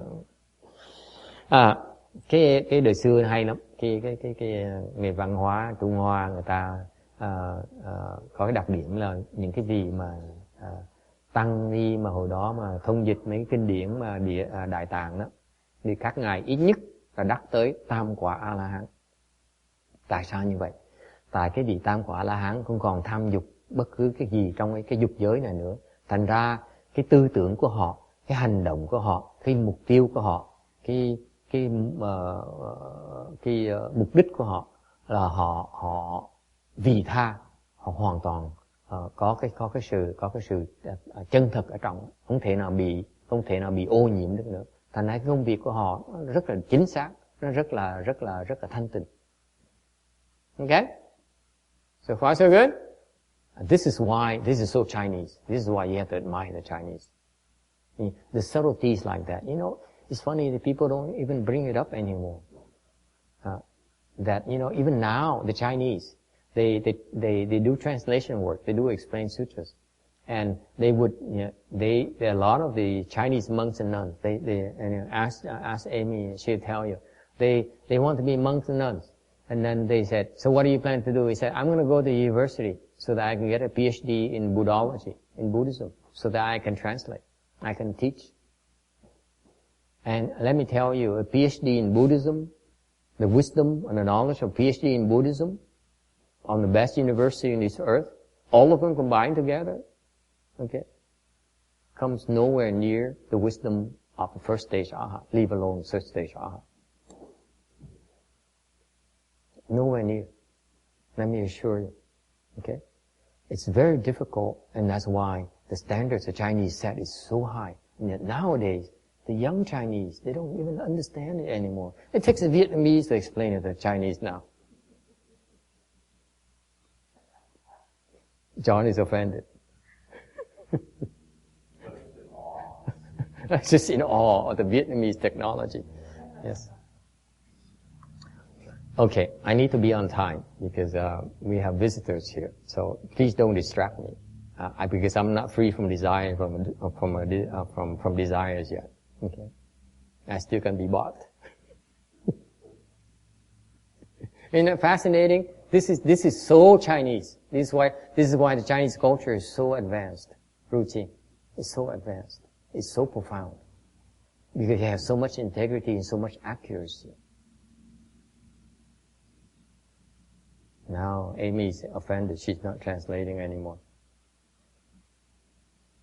Okay. 270. Subhuti, what do you think? Can an Arhat have the thought, I have obtained Arhatship? Subhuti said, no, O honored one. And why? Actually, there is no Dharma called an Arhat. O honored one, if an Arhat had the thought, I have attained Arhatship, that would be attachment to self, to others, to living beings, and to a life. 须菩提于意云何？二罗汉能作训练，我得二罗汉道不？须菩提言：不也，世尊。何以故？实无有法名二罗汉。世尊，若二罗汉作训练，我得二罗汉道，即为着我人chúng sanh受者。Tu Bồ Đề ông là sao A-la-hán có thể tác niệm ta đắc A-la-hán đạo chăng? Bồ Đề, Tu Bồ Đề nói, thưa Thế Tôn, không, tại vì sao? Thật không có pháp gọi là A-la-hán. Thưa Thế Tôn, nếu A-la-hán có niệm ta đắc A-la-hán đạo, tức là chấp ngã nhân chúng sanh, thọ giả. I'm on slide 273. Now we are approaching the last fruition of sagehood. The fourth stage Arhat. Bây giờ bàn về cái tứ quả A-la-hán, cái quả vị của thánh nhân bên nguyên thủy. Okay. It went off again. Sorry about that. Let's see if we can reset it over here. A quick one. Is it resetting?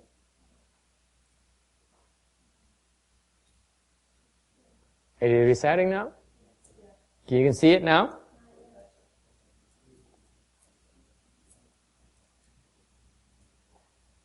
Still nothing? It's making life difficult for us today. Okay, why don't we reset the wall again? Because that's what seems to be the problem. It's the wireless transmission that causes the problem. So we need to reset that thing, that receiver, wireless receiver there.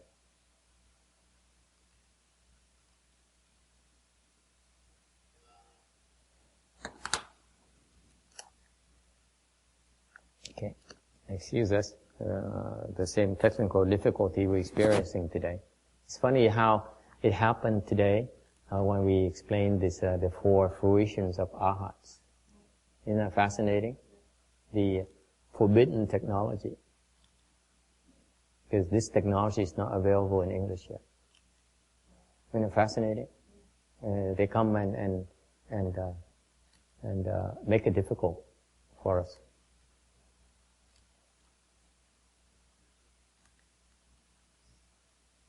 Why don't we just quit while we're still ahead? Because it's not responding right now. There you go. I think it's coming up.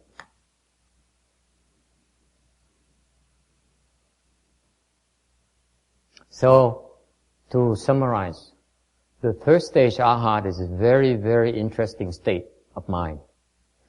This sage here is free from any desire in this realm, in our world. He opens his eyes, opens his ears, opens his nose.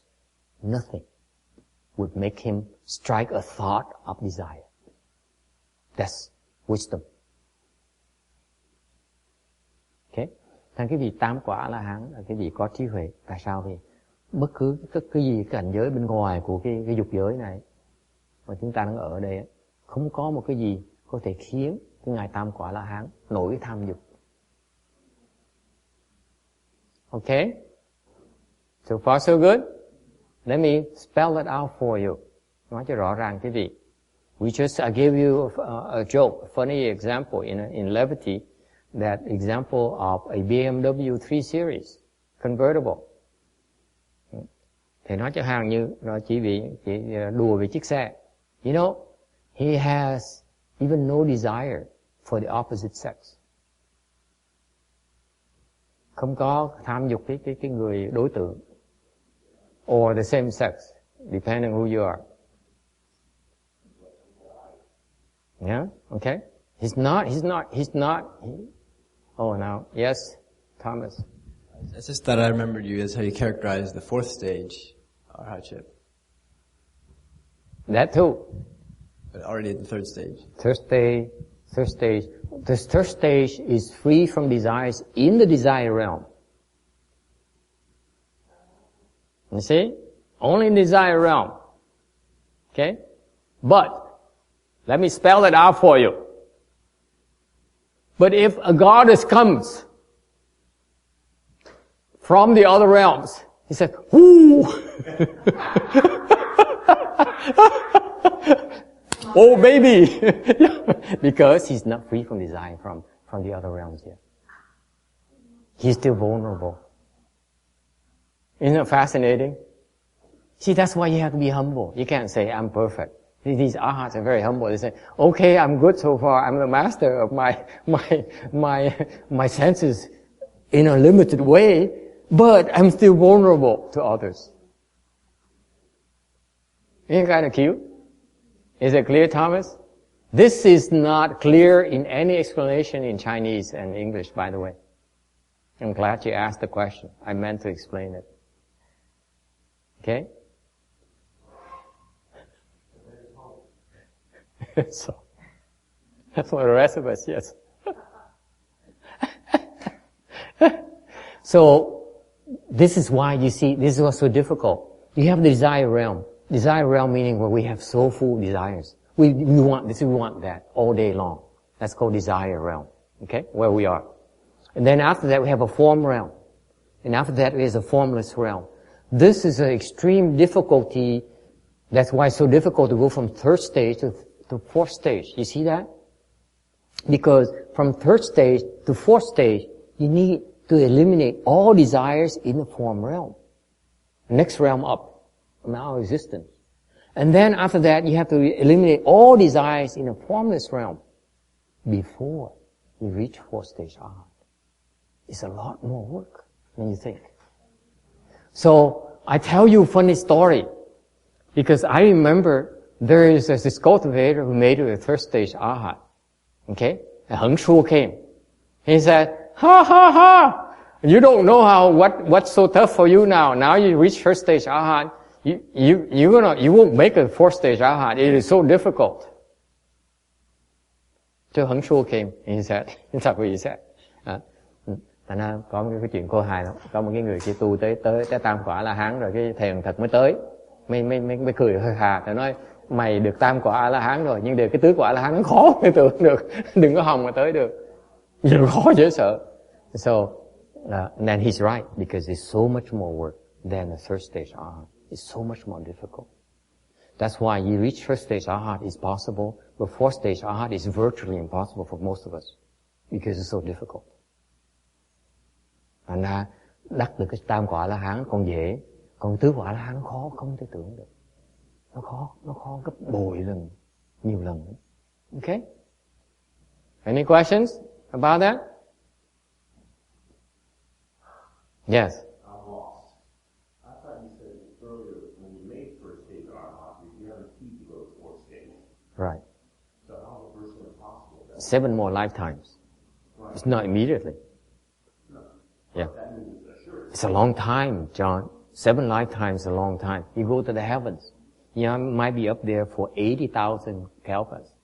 How about that? 80,000 times 16 million years. Okay? Times, you're talking quadrillion, gazillion, whatever number you can think of, the number of years. Yeah, but you're talking about still it's a long, long time before you escape. You're still not free. You're still not safe, John. The long time means you still are exposed.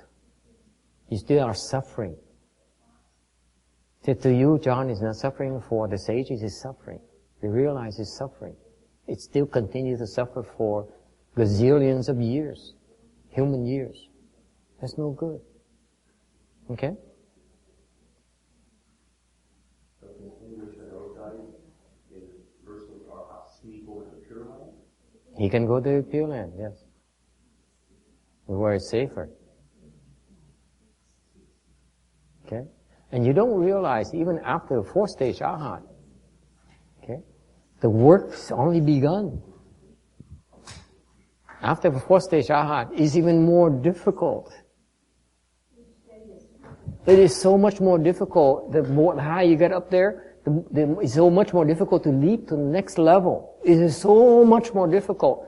Remember, from third to fourth, it is such a leap that it takes so long. Okay? It's so difficult to achieve. And from the fourth stage Arhat to enlightenment, it is even infinitely more difficult. Let me put it that way. Infinitely more difficult. Okay? Bless you. Okay? So far so good? Cái tứ quả La Hán là cái tam quả là không còn cái dục vọng trong cái dục giới này nữa, không còn tham dục nữa. Thì tứ quả nó khác là tam quả ở chỗ là cái tứ quả là phải không còn dục vọng trong cái sắc giới, là cảnh giới trên nữa, xong rồi vô sắc giới nữa, không còn dục vọng nữa mới thành được tứ quả La Hán. Nó khó như vậy. Cái công việc nó khó dễ sợ. Thành ra từ tam quả đến tứ quả là nó rất là cực kỳ khó khăn. Okay. Rồi sau đó nữa từ tứ quả trở lên tu tiếp nữa đó, thì từ tứ quả mà tới giác ngộ nó còn vô tầng khó khăn hơn nữa. Nó khó đến độ như vậy nữa. Càng ngày càng cao nó càng khó, càng lâu dài. It takes a lot longer when you go up there. So much longer. Okay? And that's why typically people reincarnate. They go through these cycles. That's why you see their hearts going through first, second, third, and fourth stage many lifetimes. Because it takes so long to develop the blessings and the wisdom. And every time you're born like that, you're exposed.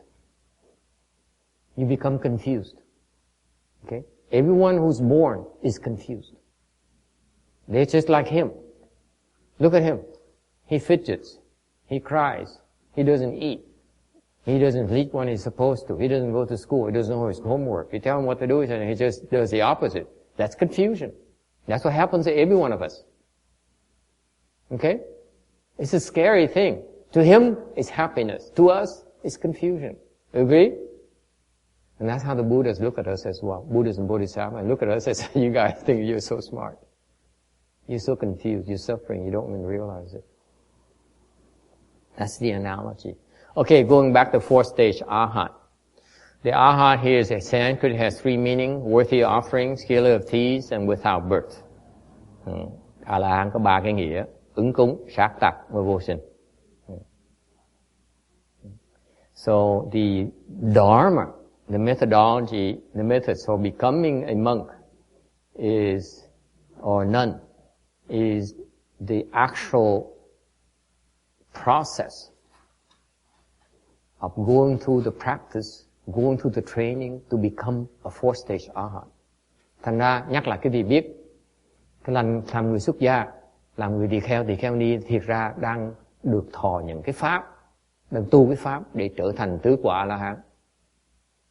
So, once you become a left-form person, your objective then is to become a fourth stage Arhat, no less. Thành ra cái người mà xuất gia đó, cái mục tiêu người ta là trở thành tứ quả A-la-hán trở lên. It's a very lofty pursuit. Thành ra cái công việc nó cực kỳ là lofty, cao thượng, rất là cao thượng. Cái đời người xuất gia đó, cái mục tiêu của họ để trở thành tứ quả là thành thánh nhân. Okay? So the left-form people's objective is very lofty. They want to become sages. They want to have the understanding and knowledge. Okay? True knowledge that can help others. Because to me, until you reach fourth stage Arhat, you really can't help others at all. Thật sự nói cái vị, cho tới khi mà trước cái tứ quả A-la-hán, cái vị chưa đủ trí huệ để giúp người khác, chưa đủ nữa. You really don't have enough wisdom yet to be able to really help others, mà có thể thực sự giúp người khác. That's a sad fact. Okay? Time is up. Yes, Joseph. It's off already?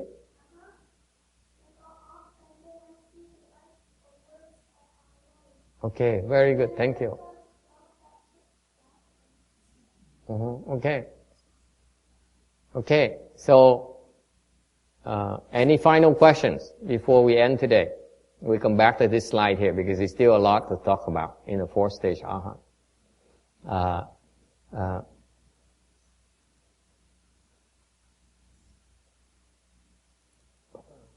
Yes. So,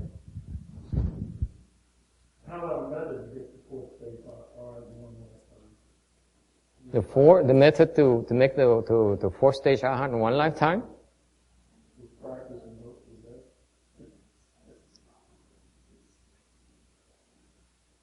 that. Câu hỏi làm sao mà trở thành tứ quả A-la-hán trong một cái kiếp, một cuộc đời. Okay? It's very easy. You make sure you go through the first stage first.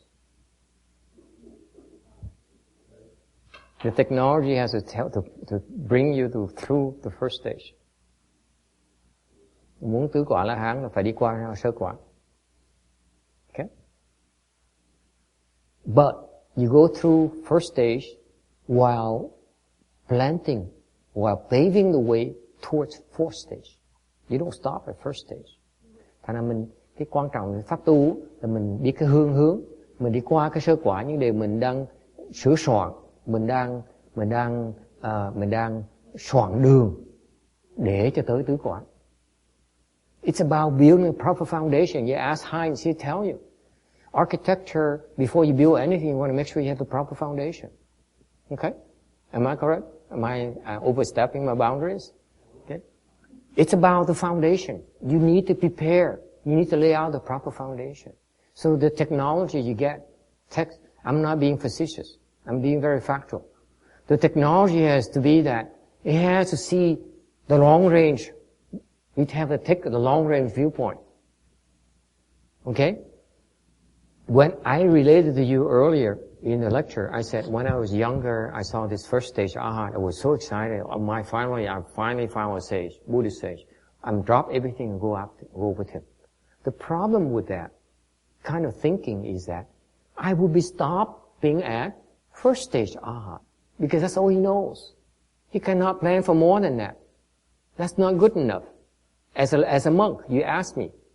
I just told you right now. If you are a left-home person, Your goal has to be to reach fourth stage arhat. You have to pave the way towards it. This guy only knows how to pave the way towards first stage arhatship. It's not good enough for me. If you ask me right now, I wouldn't go for it. Not right now. Okay? Does it make sense? So it's about, you have to know the reason we explain all these things for you so that you have the proper information when you talk to people, when you want to live the home life.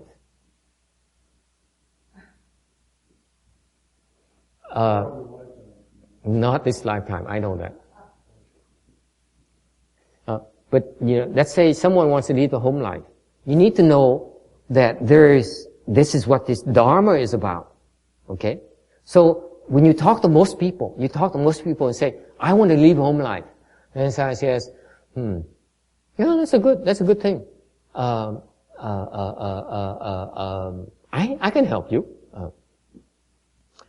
Thì quý vị biết rõ ràng cái pháp của cái người xuất gia là phải mục tiêu họ là đắc tứ quả là sự thật là như vậy. Thành ra có người hỏi làm sao đắc tứ quả là kiếp này thì nói là phải đi qua sơ quả. Mà không phải sơ quả không mà phải dọn đường tới tứ quả. Thành ra lúc quý vị xuất gia đó, quý vị hỏi rõ ràng, phải hỏi là tôi muốn đi xuất gia, thì cái người thầy phải nói là thì xuất gia là tốt. Thì tới đây thầy nuôi cho mà xuất gia. Thì như vậy chưa đủ. Đối với thầy ấy, là thầy vẫn nghe là thầy sẽ giúp con xuất gia. Thầy có cái đường gì để dẫn con tới tứ quả là không? You see, my standards are a lot higher nowadays since I tell you all these things. I would say, to me, for someone to tell me that I allow you to live a home life, I want to hear more. I want to make sure this guy has enough knowledge to help me pave the way towards fourth stage arhatship.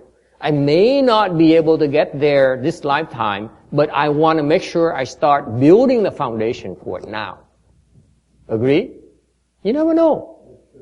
If you don't know how to build a foundation for fourth stage arhatship, okay, how can you get it this lifetime? The objective is there's no guarantee in life, but you need to know enough how to lay the foundation. And you get there when you get there. It's irrelevant. You just have to lay the foundation. You must have the technology to build the foundation. Okay? Agree? Yeah. And that's why I'm different nowadays. My thinking has evolved. I want to have a picture. I want to have a long-range planning. Okay? Before I commit my life to it. Because otherwise, to me, I'd rather have a wife and buy BMW and have a good time. Instead of wasting my life, getting nowhere. Yes? Further into the Sutra, will the foundations come into Yes, absolutely. What we do when we explain sutras to you is help lay the foundation. For example, I give you an example. What we talked about today is really earth-shattering because you know the state of these sages that has not been explained before in English or Vietnamese. I guarantee you that. It has been explained yet. And you guys are so nice that you forced me to explain it to you by showing up here today. And I told you, please, don't take it lightly. This is not a commercial. Because what you're doing is so beneficial, so nice for the rest of the world. For you English-speaking people and Vietnamese people. The Chinese, you don't need to learn from me. You're too smart. You're smart already.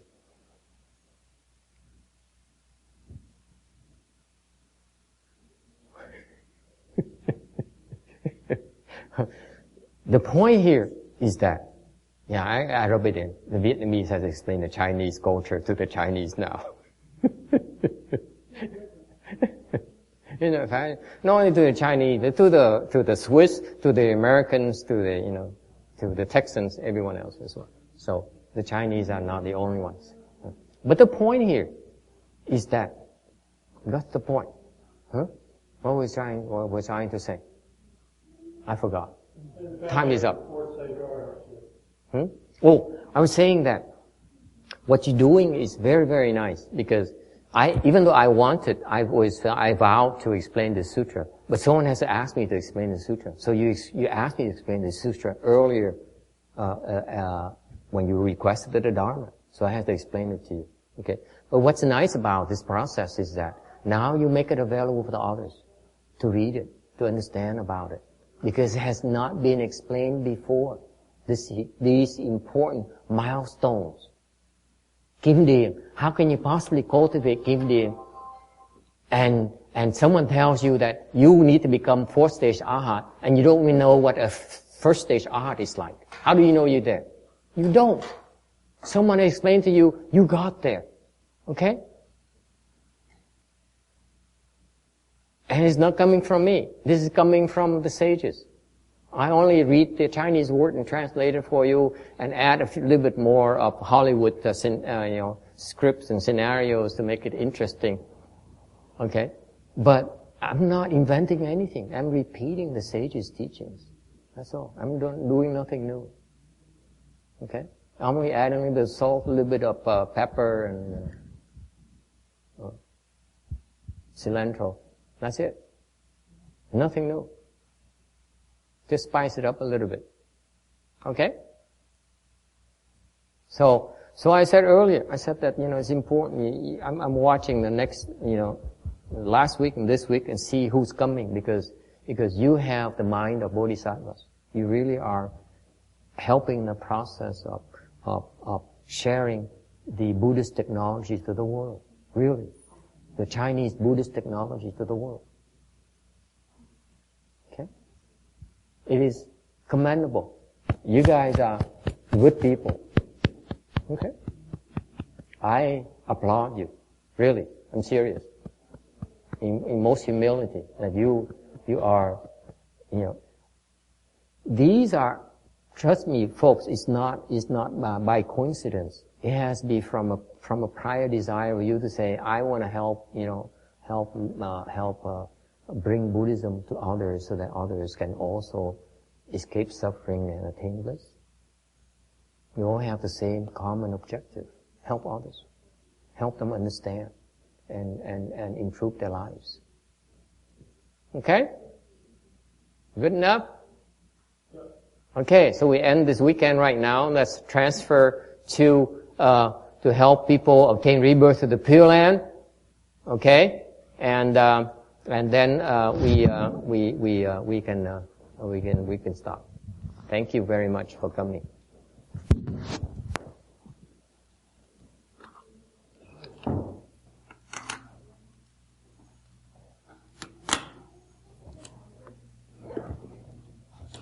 Okay, turn to page 38, please, of the handbook, so that we can do the rebirth transference to help the people. Today we have a Dharma assembly of 1 yin, so at the end of this thing here, we dedicate everything to help people obtain rebirth to the Pure Land. So that's why we do it. Let's take 5-10 minutes to wrap it up that way. Turn to page 38, please.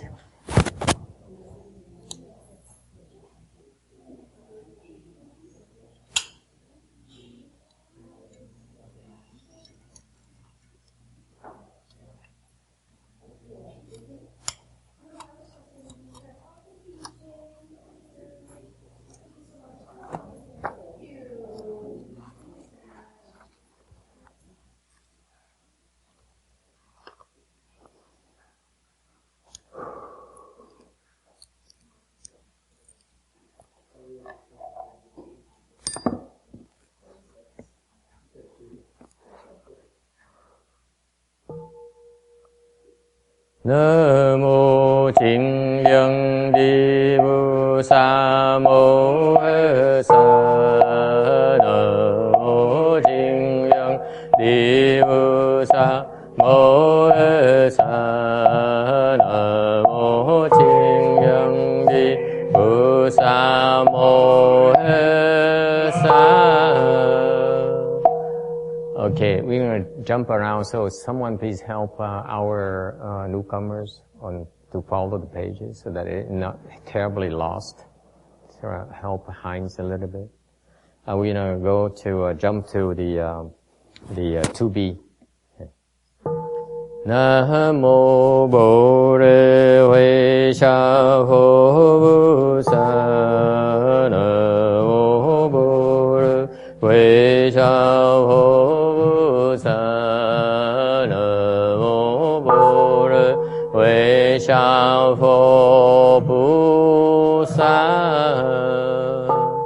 Bồ Đề Bồ Lô Mi Đô Sinh Dinh Quán Tự Tại Bồ Sát Sinh Sân Bồ Đề Bồ Lô Mi Đô Sư Cháo Chia U Yun Chế Cung Tu Y Chế Cụ Sơ Lý Chư Sơ Bù Y Cung Cung Bù Y Sơ Sơ Chi Sư Cung Cung Chi Sư Sơ Sơ相Sinh Sư Y Vô Rù Sư Sơ Lý Sư Sư Chu Ba Cung Xiang Bồ Sân Bồ Miê Bồ Cầu Bồ Jing Bồ Trần Bồ Chiên Sư Cụ Cung Trung Vũ Sơ Vũ Châu Chẳng Sinh Sư Vũ Yên Ở Bi Rơ Sân Yin Vũ Sơ Sân Chẳng Vây Chủ Phá Vũ Yên Chế Nai Chư Y Sư Chế Vũ Minh Y Vũ Minh Chi Nai Chư Lao Sư Y Vũ Lao Sư Jin Vũ Cụ Chế Mê Đạo Vũ Chư Y Vũ Đơ Y Vũ Xua Đơ Cụ Bồ Tỳ Ra Đô Y Bồ Rơ Bồ Lô Mi Đô Gu Xin Gu Wa Ai Gu Wa Ai Gu Yêu Cung Bồ Yên Lý Liên Đạo Mừng Xiang Chiếu Chính Niết Bàn Sản Sư Chủ Phổ Y Bồ Rơ Bồ Lô Mi Đô Gu Đơ Niêu Đô Lô San Miao San Bồ Tỳ Gu Chư Bồ Rơ Bồ Lô Mi Đô Sư Ta Sân Châu Sư Ta Miệng Châu Sư U Sản Châu Sư U Tân Tân Châu Nâng Chú Y Chế Cụ Trần Sư Bù Sư Vũ Shuo Bồ Rơ Bồ Lô Mi Đô Châu Chí Chúa Châu Yê Chế Đi Bồ Lô Chế Đi Bồ Lô Sân Chế Đi Bồ Tỳ Sa Bờ Hơ Nam Mô Mi Đô Bờ Yê Nô Nô Yê Nô Yê Nô Đi Yê Nô Mi Ni Đô Bờ Bì Mi Ni Đô Si Đan Bờ Bì Mi Ni Đô Bì Đà Lần Đi Mi Ni Đô Bì Đà Lần Đô Chế Mi Ni Chế Chế Nô Chư Đô Cha Li Sô Bờ Hơ Nam Mô Mi Đô Bờ Yê Nô Nô Yê Đô Yê Đô Đi Yê Đô Mi Ni Đô Bờ Bì Mi Ni Đô Bì Mi Ni Đô Mi Đà Lần Đi Mi Ni Đô Mi Đà Lần Đô Chế Mi Ni Chế Chế Nô Chư Đô Cha Li Sô Bờ Hơ Nam Mô Mi Đô Bờ Yê Nô Nô Yê Đô Yê Đô Đi Yê Đô Mi Ni Đô Bờ Bì Mi Ni Đô Si Đan Bờ Bì Mi Ni Đô Bi Sa Lần Đi Mi Ni Đô Mi Sa Lần Đô Chế Mi Ni Chế Chế Nô Chư Đô Cha Li Sô Bờ Nam Mô Sa Wa Nan Đô Yê Đô Wa Lô Chư Đi An San Bồ Lát San Bồ Lai Hồ Nam Mô Sa Wa Nan Đô Yê Đô Wa Lô Chư Đi An San Bồ Lai Hồ Nam Mô Sa Wa Nan Đô Yê Đô Wa Lô Chư Đi An San Bồ Lai Hồ Nam Mô Su Lu Bơ Yê Đàn Đô Yê Đô Yê Đà Chư Tô An Su Lu Bồ La Su Lu So Bơ Hơ Nam Mô Su Lu Bơ Yê Đàn Đô Yê Đà Chư Tô An Su Lu Bồ La Su Lu Bồ La Su Lu Xua Bờ Nam Mô Su Lu Bờ Ye Đàn Đô Ye La Chư Tô An Su Lu Bồ La Su Lu Xua Bờ An Ye Na San Bồ A Phá Sư Lai Hồng An Ye Na San Bồ A Phá Sư Lai Hồng An Ye Na San Bồ A Phá Sư Lai Hồng Liên chư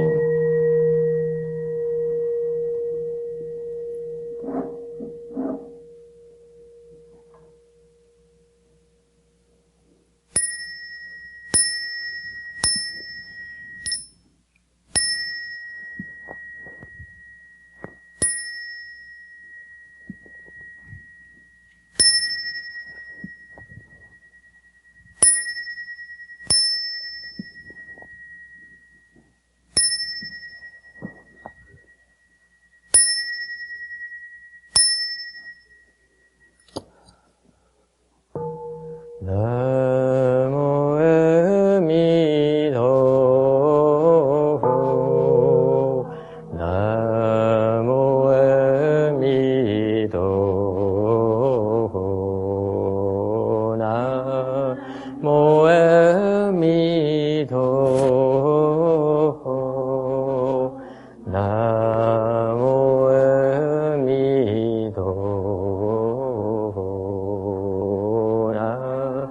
mô